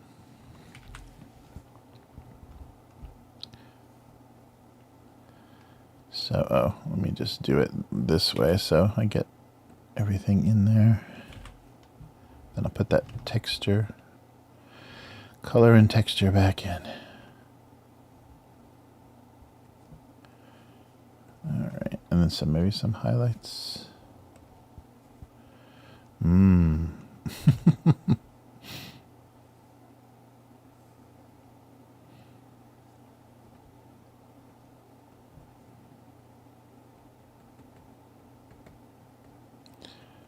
Yeah, a little more.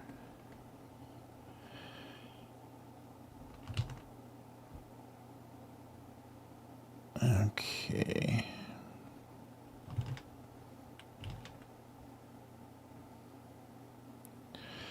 All right, I think that works. I don't think we need to make it shiny. Let's see how that...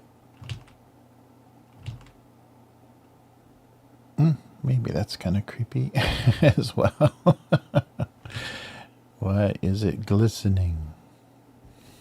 Oh yeah, maybe for whatever was in it. All right. A very old sandwich.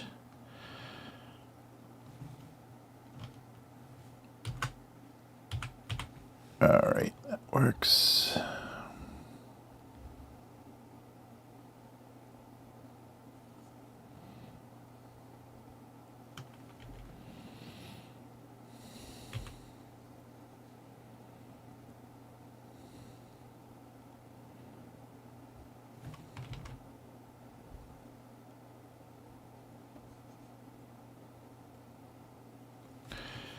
All right, maybe get that a little bit bigger. So we're going to shrink this down quite a bit.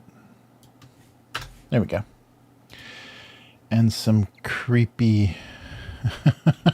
and this will just be a very sad old sandwich.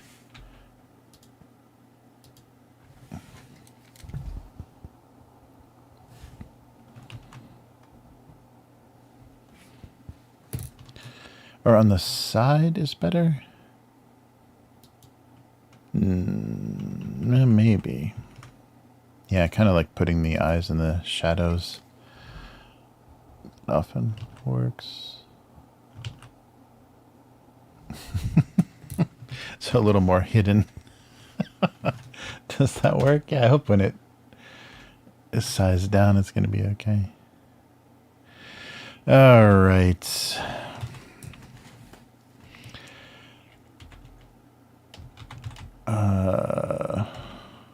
He was such an old sandwich. He was so old.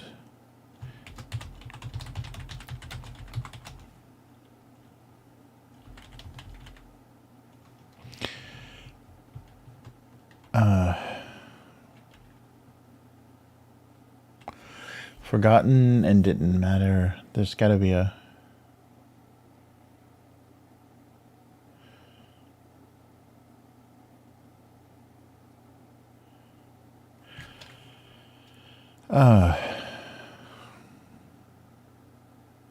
the old sandwich.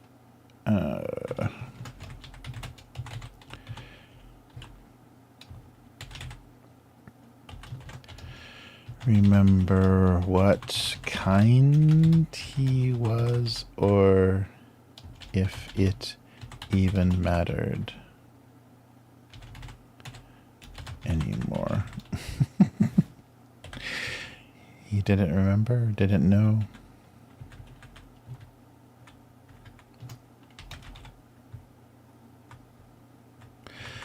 Kind of sandwich? I don't know. I don't think that's working.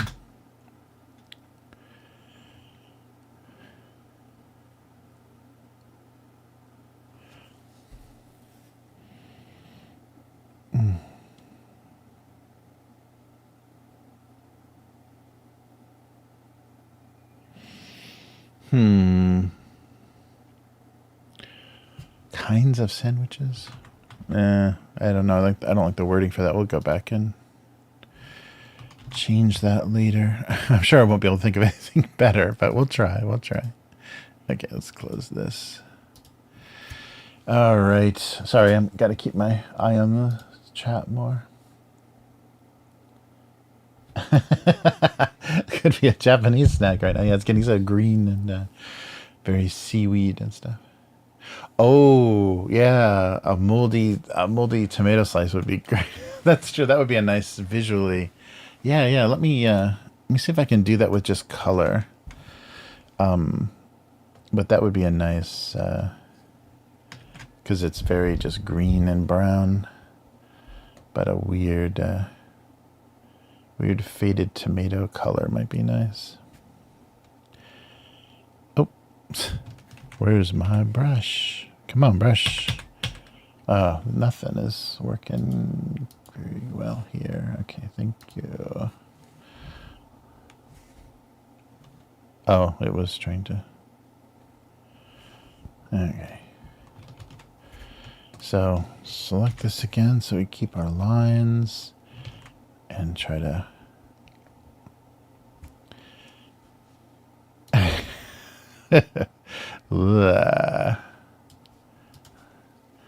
slop out a little wedge of tomato. Yeah. Let's see. Oh.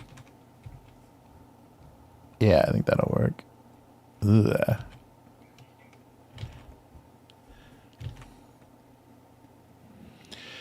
There we go. Sneaking out the edge there.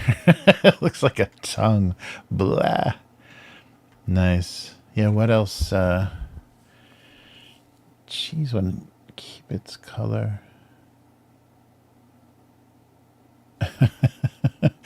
let's do something that would have been like purple and discolored might be good too. Give us some weird so we don't have to even know what it used to be. It's just wrong. So we'll do the same, the same deal here. And then a lighter version, just a little. And then, actually I don't think it needs any, maybe just a little highlight of whatever that was. There we go, a little purple something coming out.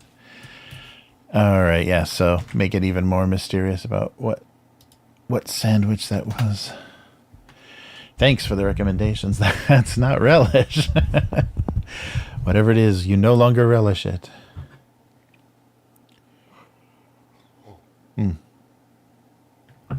Nice. All right, get back to the pencil here. Where is it? There we go. Come on, microphone. All right, and I'm on the wrong layer. What else? A moldy sandwich. What else have...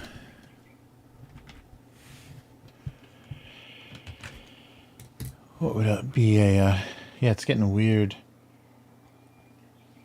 There's all kinds of strange stuff that are like very everyday for me, but that wouldn't make any sense. Like all the mosquito coils and weird, like, insect repellent stuff here. It's very specific, and Japanese people would recognize it, but it doesn't, look like anything for foreigners. That kind of stuff never gets exported, and it's for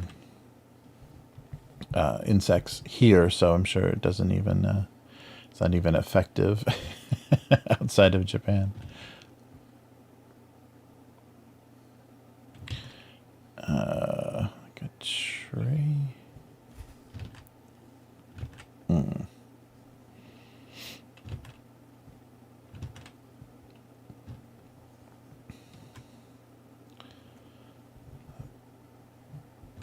We can do another.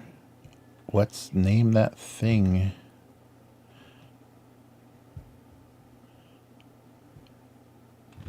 So maybe.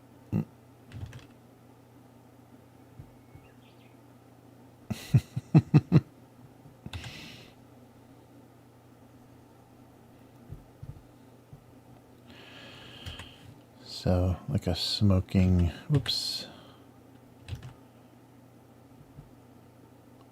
Smoking ruinous thing on a baking tray.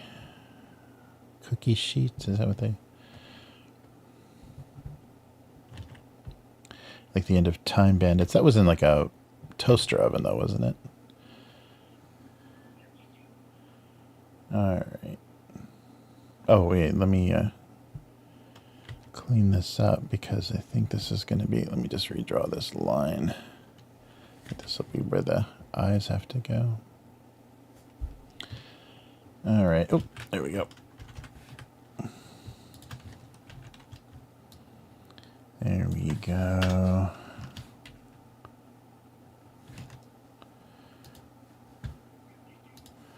So a nice gray sheet with a scary... This is going to... I don't know how well this is going to read.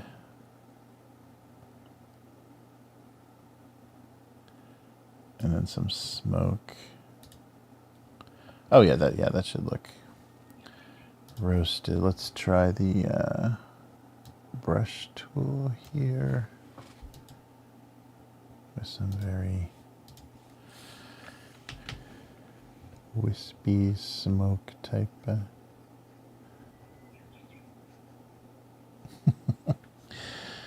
All right, might have to blur that a little bit more. Oh, that kind of works. Then if I highlight enough on the oops, the tray and stuff, it might read. Okay, let's see. Oh, no more brush. So do the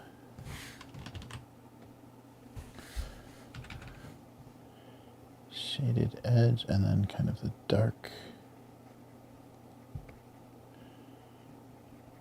shaded profile.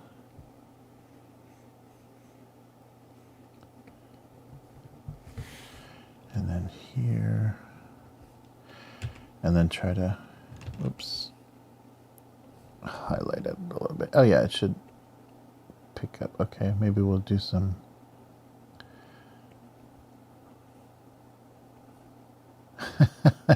some brighter stuff on there. That's not dinner. Yeah, and then try a couple of yeah. All right. It's draw amazingly gross month. All right. Maybe yeah.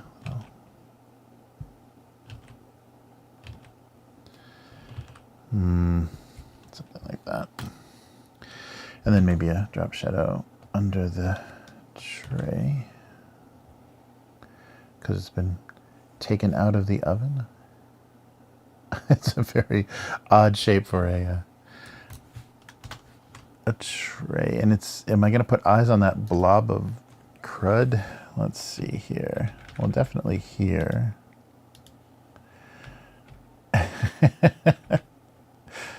No longer dinner. Oh, that, yeah, that'll be funny. If you can barely see them, that might be kind of funny too. One size smaller.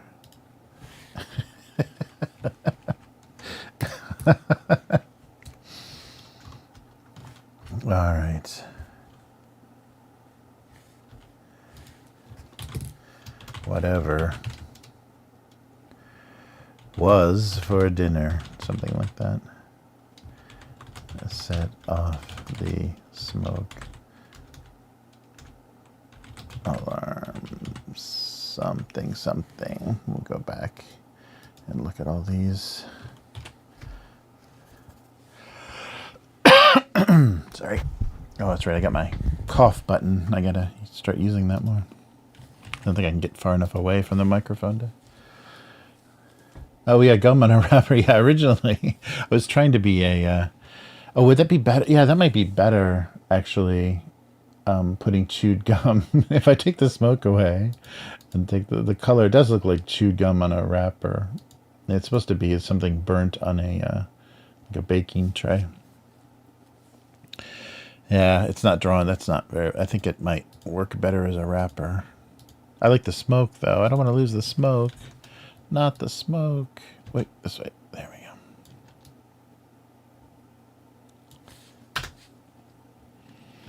Yeah, maybe the joke will make it work. All right. Yeah, Belle. Oh, yeah, don't let Belle Delphine see that. She might try to sell that. And somebody would buy it. That's just amazing, that grifting. That actually worked. All right, we'll go back and write that or edit that later. Oh yeah, what was the there was some, can't remember what it was, but some show had that joke like years before e-girls were selling bathwater. There was a some show that joked about that. And so that actually became a real thing. It's kind of one of those Simpsons things. It's like, you know, they did it years before, and then it just ended up becoming a an actual thing.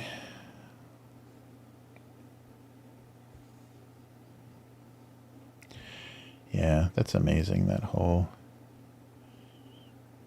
and it's, you know, they're kind of grifting mostly teenage boys. Well, I mean, a lot of, like, you know, weird old men, but that kind of grooming young boys that watch them on, you know, Twitch and stuff, and then get them over to OnlyFans, because they're around for a few years. So there's people that kind of come of age or steal credit cards or whatever to, you know, see their other, and then, and also the women that kind of traffic themselves doing that kind of stuff. That's just amazing that that's how the world works now.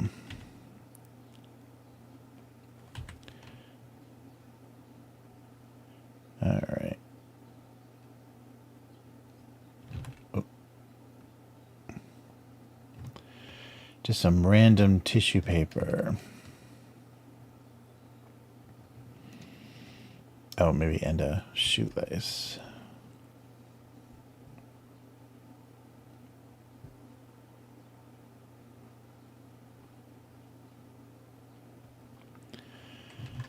All right.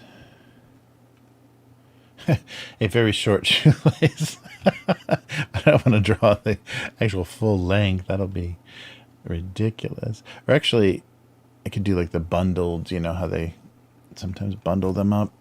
Let's see here. Yeah, as like a That does look pretty ridiculous. 'Cause it would be nice to like snake it all the way around. Yeah, let's try that. It is not long enough for anything but a very young child. Yeah, because then I can do this. That might be more fun.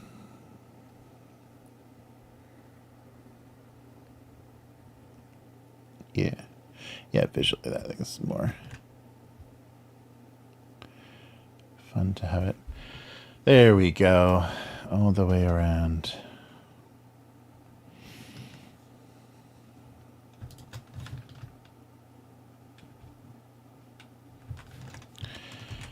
All right.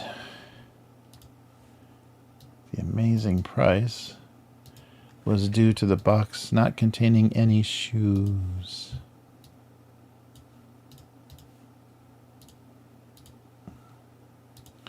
Maybe that kind of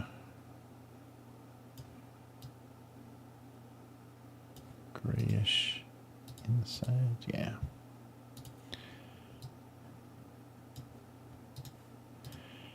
Then tissue paper, and we should probably, yeah, let's do like a blue or a really bright color for the lace.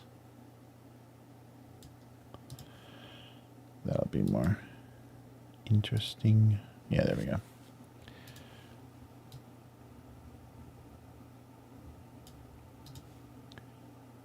There we go. Cool.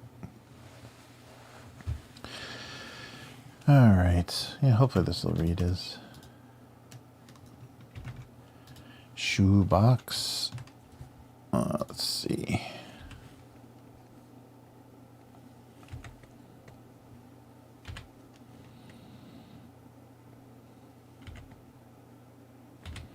Yeah, it's supposed to be the, I guess, oh, no, they do that with tennis shoes and basketball shoes and stuff too. They stuff tissue paper in the toe. There we go.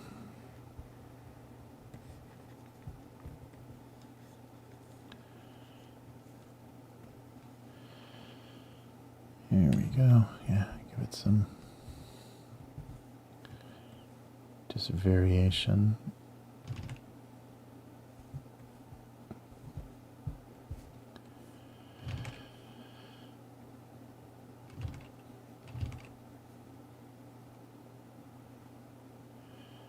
Okay. Oh, let's do this as well.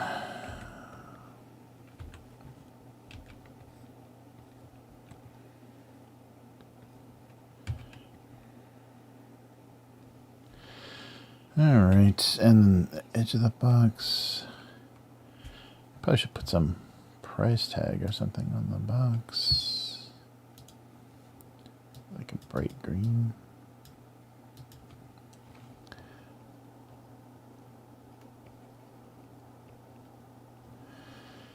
Something like that. And should there be any branding or logo? Maybe like, yeah.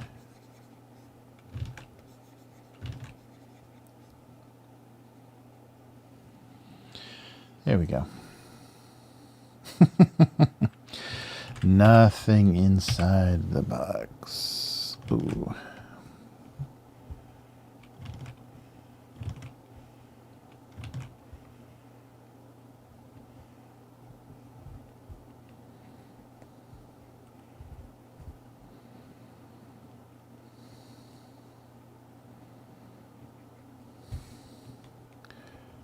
All right, then put this all the way around here.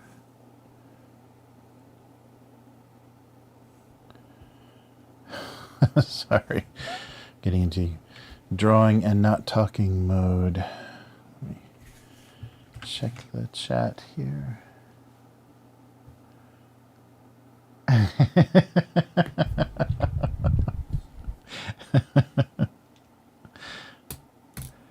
Nice. Hey, Abyss, how's it going?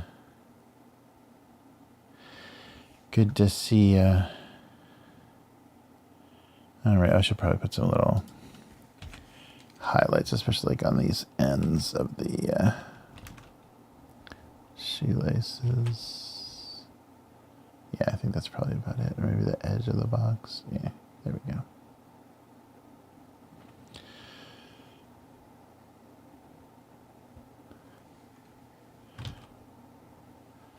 All right, and now some eyes. Big long shoelace. At least it looks more like an actual shoelace.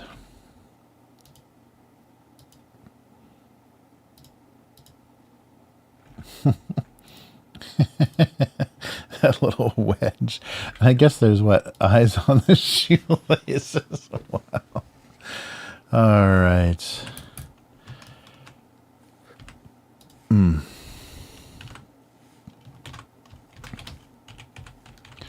Extremely low price. Explained by the box containing no shoes. Not even one. Yeah, there's an infamous scam in one of the areas in Japan where they have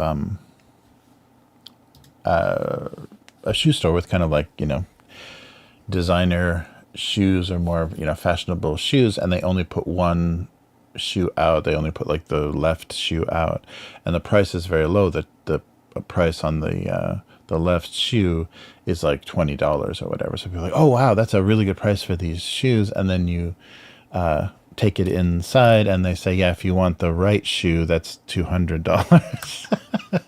So each shoe has a different price. So probably a really good place for people with only one leg to shop, because if it's the right leg, it's the correct leg, then they oh wow, okay, I guess we are done with those. Then you get a really big discount on your shoes. All right, our gross sandwich. Well, we still have to write them, but it looks like we made some cartoons. All right. So let's head back to the convenience store once more.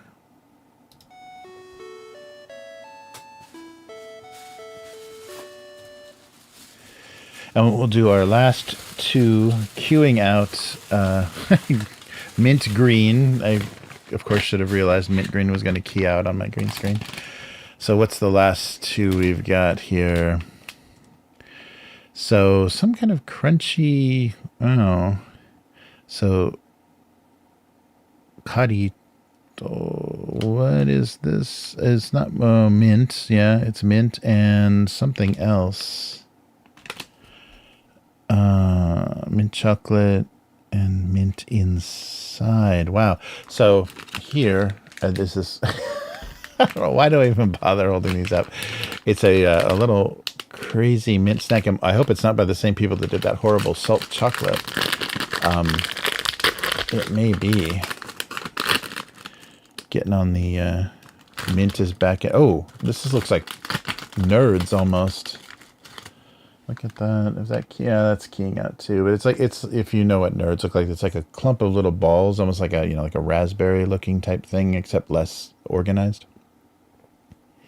It smells very minty. It's very waxy though. Oh, very crunchy. Oh, whoa, whoa, whoa. Yeah, it's not, they're saying chocolate mint. So the flavor is chocolate mint of the chocolate on the outside.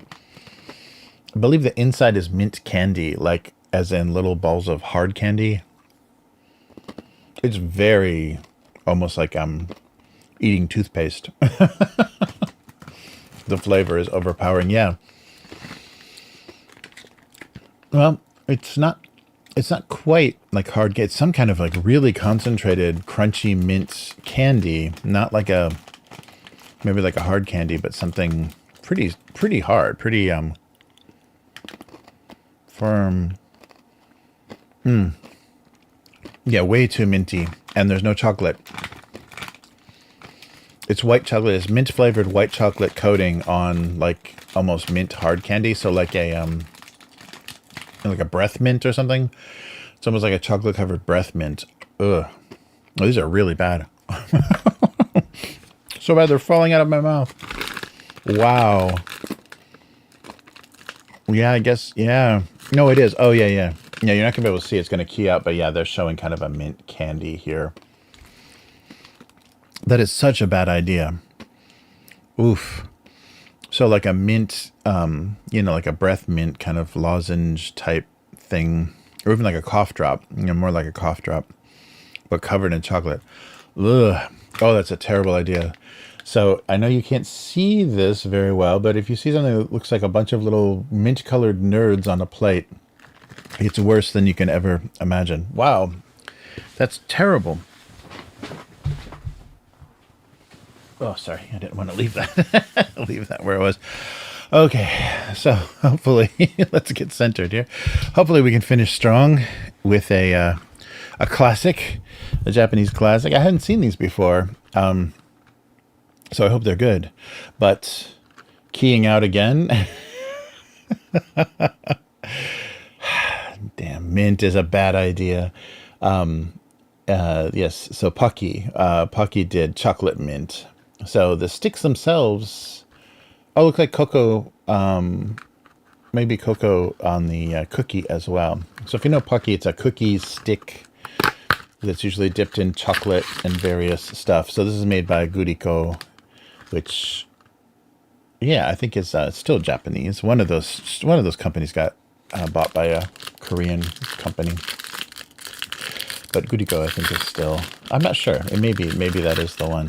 But these are famously. So the reason that you would make a stick cookie is because eating these is supposed to look cute, right? So like young girls eating these looks cute as opposed to like jamming Oreos or chocolate chip cookies in their mouths. So this like modest little, you barely have to open your mouth to eat it, kind of, nibbling on a straw type thing.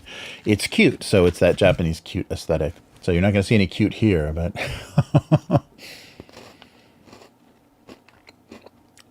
oh yeah. Oh, that's good. Yeah. So it's a chocolate cookie. The stick is chocolate, and it's probably white chocolate, but they do pretty decent quality. It's not super strong. It's not like a lot of mint oil. A very light minty flavor. Not very sweet. Not the overwhelmingly sweet chocolate. On a chocolate cookie stick. All right, that's not bad. It's not amazing. The first one we had was probably the best. The Yamazaki biscuit, these guys. That was probably the best as far as a very minty, kind of Oreo cookie flavor. So this is not, as you can see, it's not that dark. The chocolate cookie is just a little cocoa flavored version of their regular stick. And this is the regular kind of thin coating of the chocolate. Some of the more deluxe Pocky, they get really thick because I put real heavy, maybe higher quality chocolate on there. And sometimes I'll, sprinkle nuts, like almonds or something on them. But this is pretty minimal. It's fine. Yeah, it's pretty much in there kind of, if you've had these before, they're not particularly, strong flavors. Very, mild and very understated. Yeah, these are good. Okay, that's good. We ended on a kind of positive note with a mint chocolate Pucky. Yeah, I would figure they wouldn't blow it. Yeah, this mysterious company, both of these, really have no idea. They're different companies, yeah. Noskara? Yeah, I don't, yeah. Well, there are no URLs on the packaging. That's very weird. Not even an address, just a phone number. But both of those mints were very strange. But these are good. So share the happiness. Oh, right. And you can give this as a gift. And look, there's a space for a message on the back of the box. Yeah, both, maybe for students, both Pocky and Kit Kat, do this often. They try to turn the box that it comes in into a gift box, and so there's like a to and from, or write a message and then give it to somebody. I think it's mostly for students. Well, that's good. We ended strong. Only totally keying out invisible box. Yeah, just Pucky Choco Mint.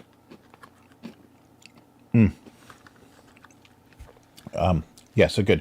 So we kind of, wow, only 50%. We're only batting 500 here, so the 2 out of 5 were the only even slightly palatable ones. Yeah, they didn't go all in with the very sweet white chocolate, and they didn't, they had chocolate. Like, you have to have chocolate with mint. If you're just calling it chocolate mint, but it's mint flavored white chocolate, that's not the taste. That's not the combination people are expecting. It has to be something milk chocolate or dark chocolate and mint. Yeah, that's very funny. All right, well, that will do it. We'll get back to our drawings here. So we've got 4 cartoons to write, and then after we finish these, I'll make the JPEGs, and then we can take a look at the previous stuff from May. Late, no, I don't think, yeah, we'll see how far back. I don't think we have to go back to April. All right, so I can push this back in front of the camera, push this back a little bit, so I don't need to draw anymore. So a little escaped ice cube. Let's see. So hiding behind an ice cube.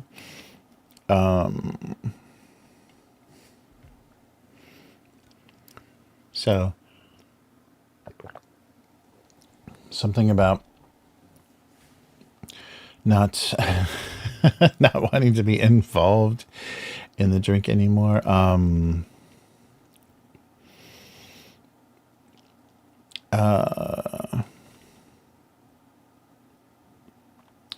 So they thought they would try their luck outside the glass.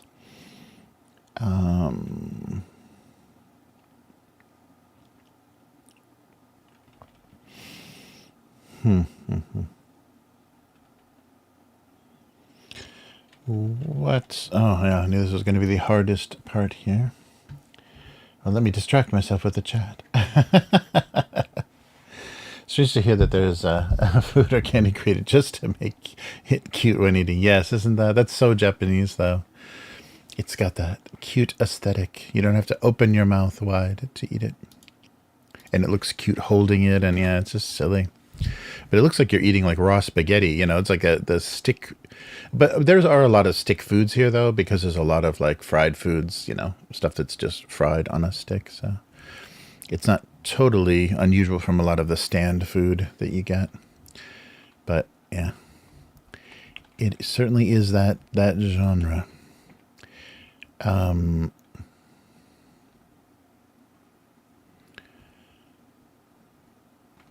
So the last ice cube.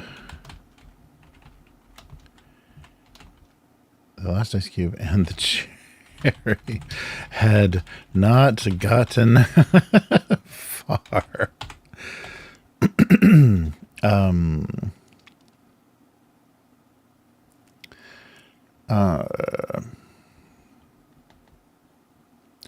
Or once outside the glass.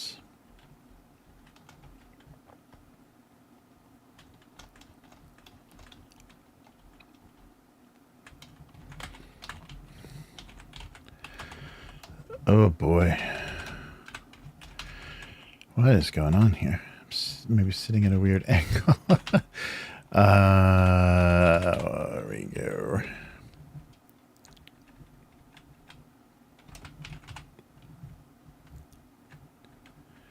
I guess they can both be last.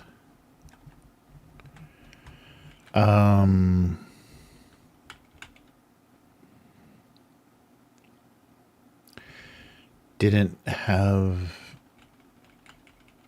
like, had sorry, had no plan. Didn't have a second What is it here? Once outside the glass, the last ice cube and cherry we're out of ideas. Okay. Sure, that made me laugh, so must be stupid enough for this cartoon.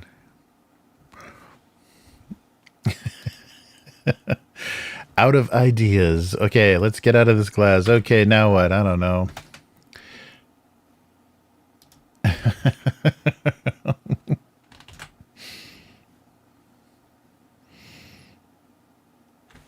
Okay, that works. We're out of ideas.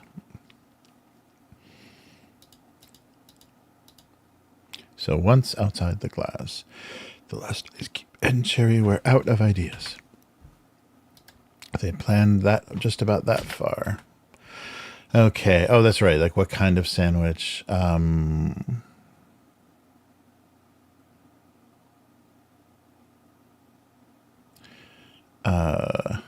So maybe don't have to say. So the sandwich was so old.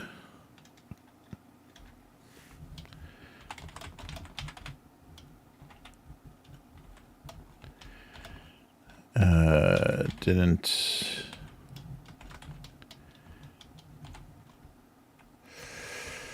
matter. Oh, jeez. There we go. Sold. It didn't even matter. It didn't even matter anymore. An old sandwich.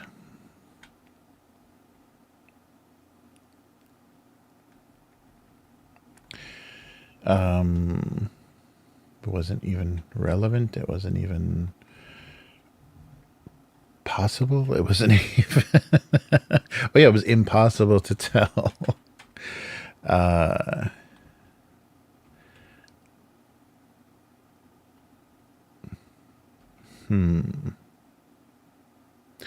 Or he couldn't tell at what point he stopped being a sandwich and just became old.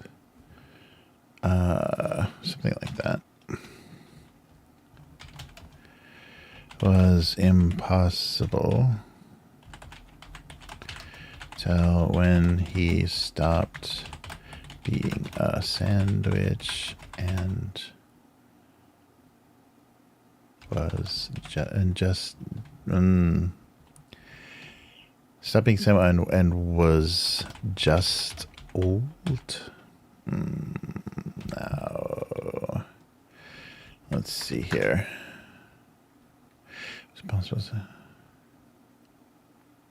And just became old. And just got old. And just got old. Okay. Yeah, that's the funny, ugly way to say that. He just got old. It was impossible to spell. Okay, I, and then the L, and then there we go.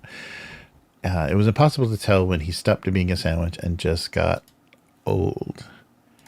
An old, horrible sandwich. All right.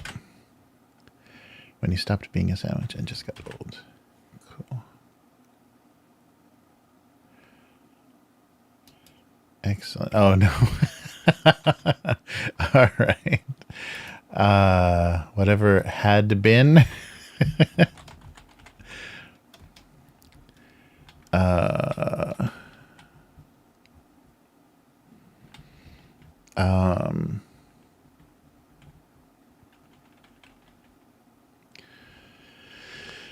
Yeah, it's just that chunk of evil from the end of Time Bandits is all I can think of.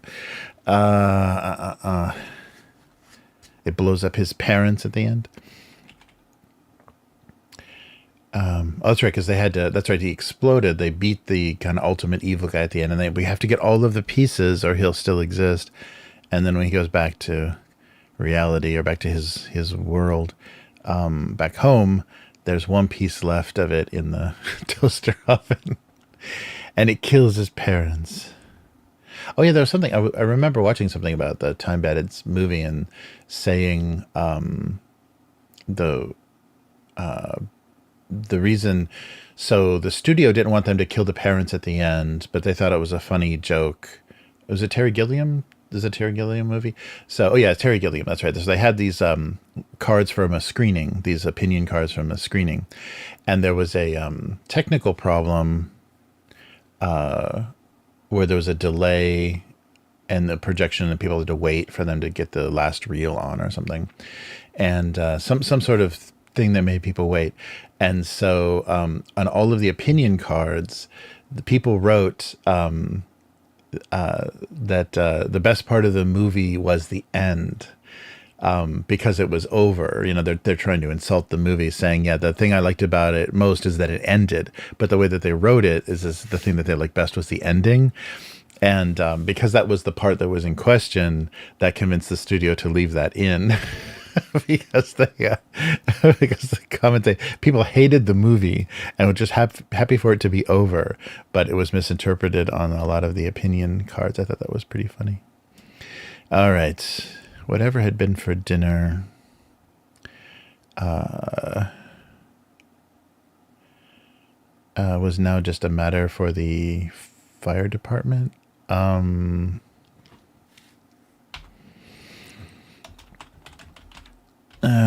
Just a matter for the local fire department.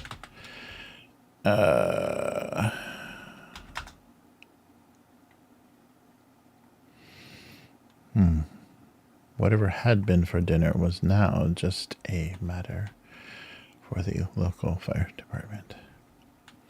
Or should I do more smoke then to get that across?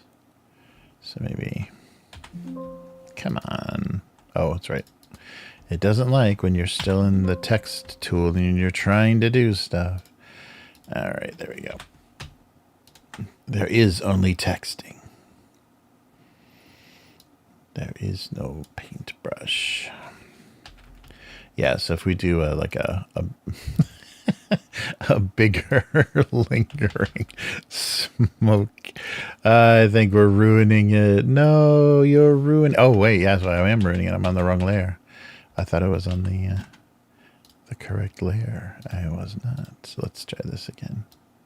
Okay.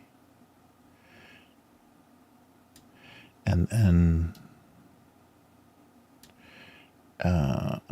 what was this? Down to 50%? Oh, I think this is too brown, isn't it?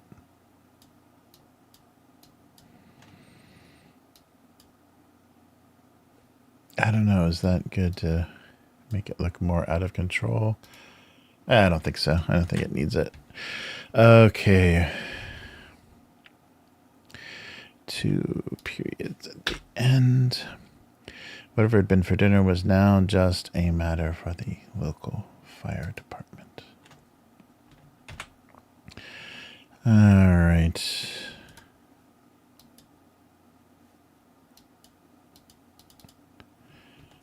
Okay.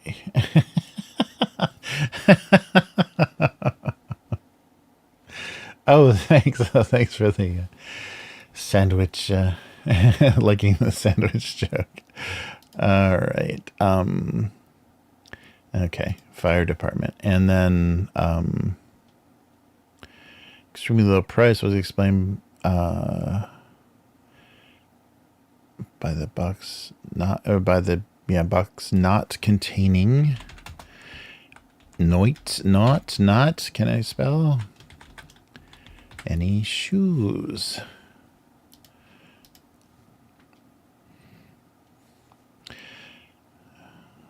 Not containing any shoes. Just a very long shoelace and some tissue paper. Extremely low. Is there a better way to say crazy prices? Crazy low prices? Extremely low price was explained by the box not containing any shoes.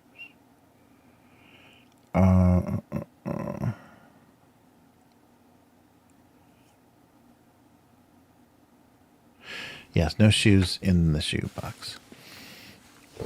Only one shoe. A one shoe joke. Oh. So it's just a box. Not not great, but anything else? Yeah.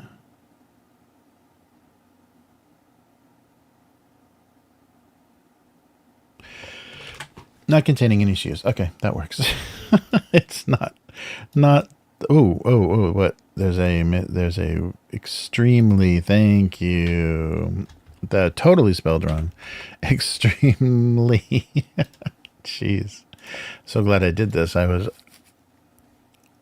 almost skipping the check there.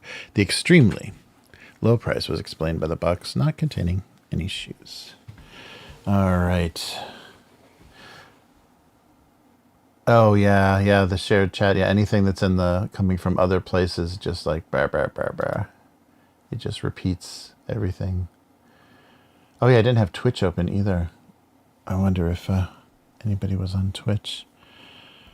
All right. Okay, that works. So let's make some JPEGs, and then we can look at the previous cartoons that I did off stream. And we should be good. Let's see here. Come on. All right. Yeah, these are take a minute longer to make here because they are a lot larger. Yeah, I'm glad I went back. I still have to go back through a few more of the years and change the resolution. But all of 2025 is at least reasonable. And 2024 maybe as well. But yeah, they just changed the requirements. Long ones. All right. Usually the longer the joke, the less funny. All right, save and there and there. All right. There we go. Yeah, I have a feeling the sandwich one might be popular on the... oh, and you can see all of the graphics for the weekly and all that good stuff. Let me open the Go Comics. Come on. Yeah, it was running really slow. Go Comics page. Does this work? Nope. Does this work? Nope. There we go. And capture the right... oh, it actually worked. Wow, my internet is just crazy slow. Yeah, so here's the new designed... oh, now it's got a frame? Oh no, that looks bad. Oh no. Yeah, they're still changing this design. So now they're putting this like gray frame around the cartoon. I should probably get rid of the copyright or something. See how weird that crops it? Great. Oh. Let me log in. Probably should be signing on online. Is it open in a new window? Nope. Okay. Come on. Yeah, I don't think my creator account is connected here. All right, but I'll just use it to try to keep track. Okay, so this was... wow, this is hard to keep all... let me try to shrink this down a little bit. See if it scales. No, it doesn't. Yeah, I'm not crazy about this design. It was a little bit better before. Oh, no, but the frame is gone.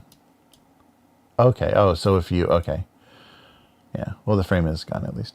Okay, May 22nd was Any Chance of a Refill had long since burned away. The old burned out coffee pot.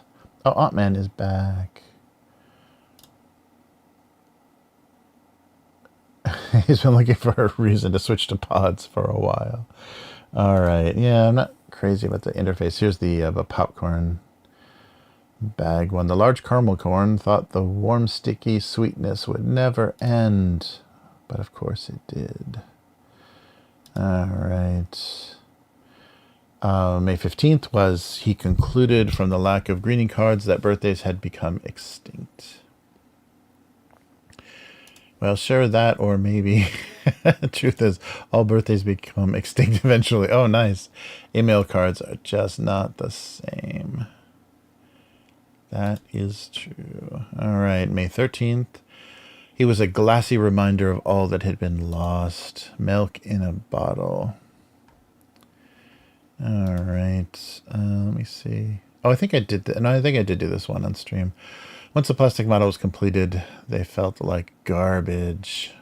The plastic runners, and depending on the type of plastic, you can remelt it into a 3D printer filament these days. Oh, interesting. Made in China by slave labor, the recyclables are sent overseas, crushed and set adrift in the ocean, burnt in incinerators and landfills. Third world nations, the country with all of its municipalities has never had a decent recycling program. Amen. And Altman says that was the creation of recycling. All right. And May 6th. Yeah, I think I can't remember if I did these on stream or not. I think so. Amongst the bottles, there was a distinct dislike of tubes. Yes, and we're talking about YouTube. All right. Yeah, I think I tried to draw these on stream. May 1st. This was the exact moment portable music knew it was going to die. I don't know about cassettes, but by the way, I have 3 or 4 cases of cassettes. Vinyl made an incredible comeback in the last 5 to 10 years. That's true. They are on life support without the internet and Wi-Fi. They will be brought back to life. Oh, yeah. My banana phone looks more like a corn phone. It's really badly done. April 29th. Neither the pineapple nor the banana phone could establish themselves as the funniest novelty telephone. I should have done a Garfield phone in there. I had one shaped like a box of Tender Vittles cat food. Wow. Thinking back, none of the phones were funny until they were smart. My banana phone is a Bluetooth cordless. All right. And chocolate. They seem to be struggling with the whole chocolate-covered pretzel concept. I personally love chocolate-covered pretzels. And let's see here. He was not satisfied being part of this nutritious breakfast. He wanted to be all. The bowl of groovy vanilla woofies is adjacent to this complete breakfast. He was merely thinking outside the box. Let's see. Oh yeah, haven't looked at any of these. The styrofoam cup and paper straw were unlikely to see each other again. It depends on where you live. Well, that's true.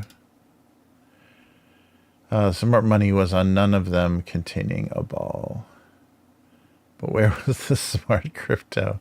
A fool and his money were lucky to get together in the first place. Oh, that's a much better joke. He was 2% real juice, but somehow still 100% fun. All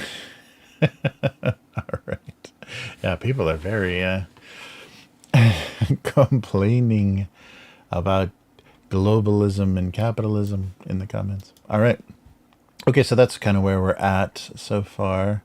Oh, look at those sprinkles in the jar. Oh, it's interesting. Yeah, they're doing previous stuff. But, oh, wait. Did they reset my followers too? Oh, no. I think they did. I had 17,000 before they did the Oh, brother. Well, whatever. Yeah, I lost all my comments and lost all my followers on Go Comics. But, you know, I still get checks, so I'm happy. I'm not going to, whatever. Just don't have the followers. Okay, but I think that's going to do it for this week. Oh, we can open up something. Let's open up this funky old sandwich. And we'll be back in June, which is just a few days away. Yeah, so it'll be a couple weeks, and I'll be back with some cartooning in June. I think we've only got 2 weeks of cartoons. So, yeah, it was good to hang out with everybody. Thanks for checking out what was up. Sorry about the crazy yeah, the Frozen camera and stuff. Love those recent cartoons. Those are great, and the comments too. Oh, thanks, Handstead Dad. Yeah, yeah. Check back. Subscribe to either the Abuse Cartoons channel or the Upturned Table, and you'll get notified when this goes live in a couple of weeks for June. And Handstead Dad asked, do you ever think about how there is enough footage of you and your mannerisms to have an afterlife AI of yourself expelling the same essence of you? Yeah, early on in the stream, there was a computer science student that was saying, send me, you know, all the cartoons you've done so far, and I'll like train an AI on them, and then after you're dead, you can still be making new cartoons just based on, you know, everything you've done before. Yeah, that's a disturbing thought. That yeah, I could you could take footage of me and train something to replace me. That would actually be good. I would stream more often if I didn't have to stream. You know, if it was just an AI rambling about Japan. Nice. Oh, sorry, I missed the cherry. Yeah, sorry. Where was the cherry? Strange to hear that food. You'd see. Where was the cherry one? Sorry, I'm didn't keep a good eye on the chat, and still holds it up to the green screen. Yes, because I can see it. I'm not on a green screen. Right. Yeah, sorry, I totally missed the the cherry joke. But yeah, I wasn't even thinking that, of course, everything that's mint chocolate is green. Great. So it all keyed out. Yeah, I wonder. Yeah, I don't have and maybe blue would even be close enough, because the mint color is like kind of halfway between blue and green, so I think it would key out with both. I don't have a pink or yellow or any kind of other like keyable color. Yeah. I should just not bother keying myself out and just do a little box again, do a little window like early days. All right, but that's going to do it for this week, this month. Sorry, I forgot, it's a monthly stream.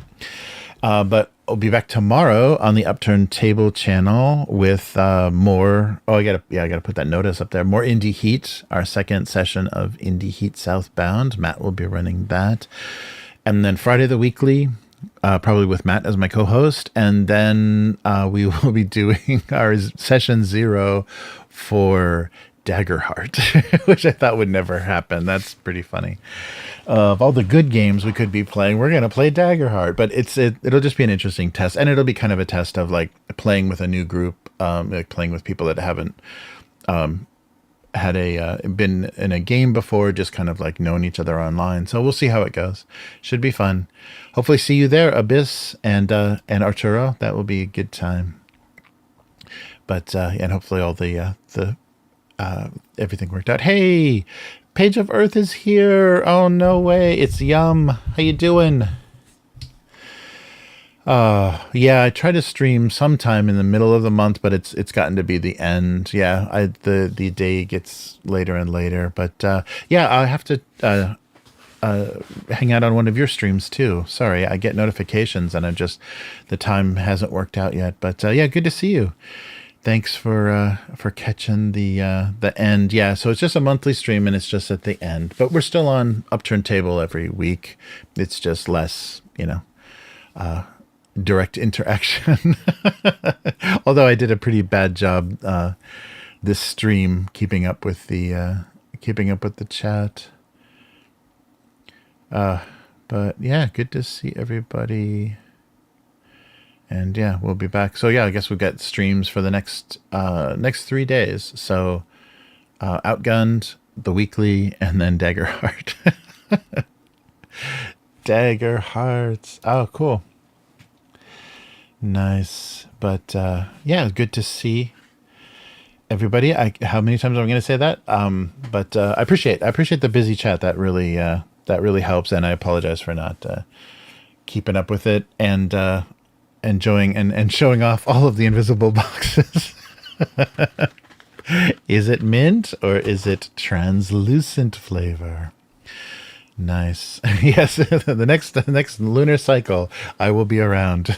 So see everybody then, and take care. Yeah, take care, Yum. It was good to good to hear from you, and we'll be back again sometime in June, hopefully closer to the middle than the end. And see you guys tomorrow for on Upturned Table. So take care, and Upturned Table on all social media. Oh no, that's for Upturned Table. Yeah, that's for Abusecartoons on all social media. I haven't done this in a month. Abusecartoons on social media, abusecartoons.com. And gocomics.com/domestic abuse is the archive of the last 20 years of this cartoon. So see you next time, and take care. Goodbye.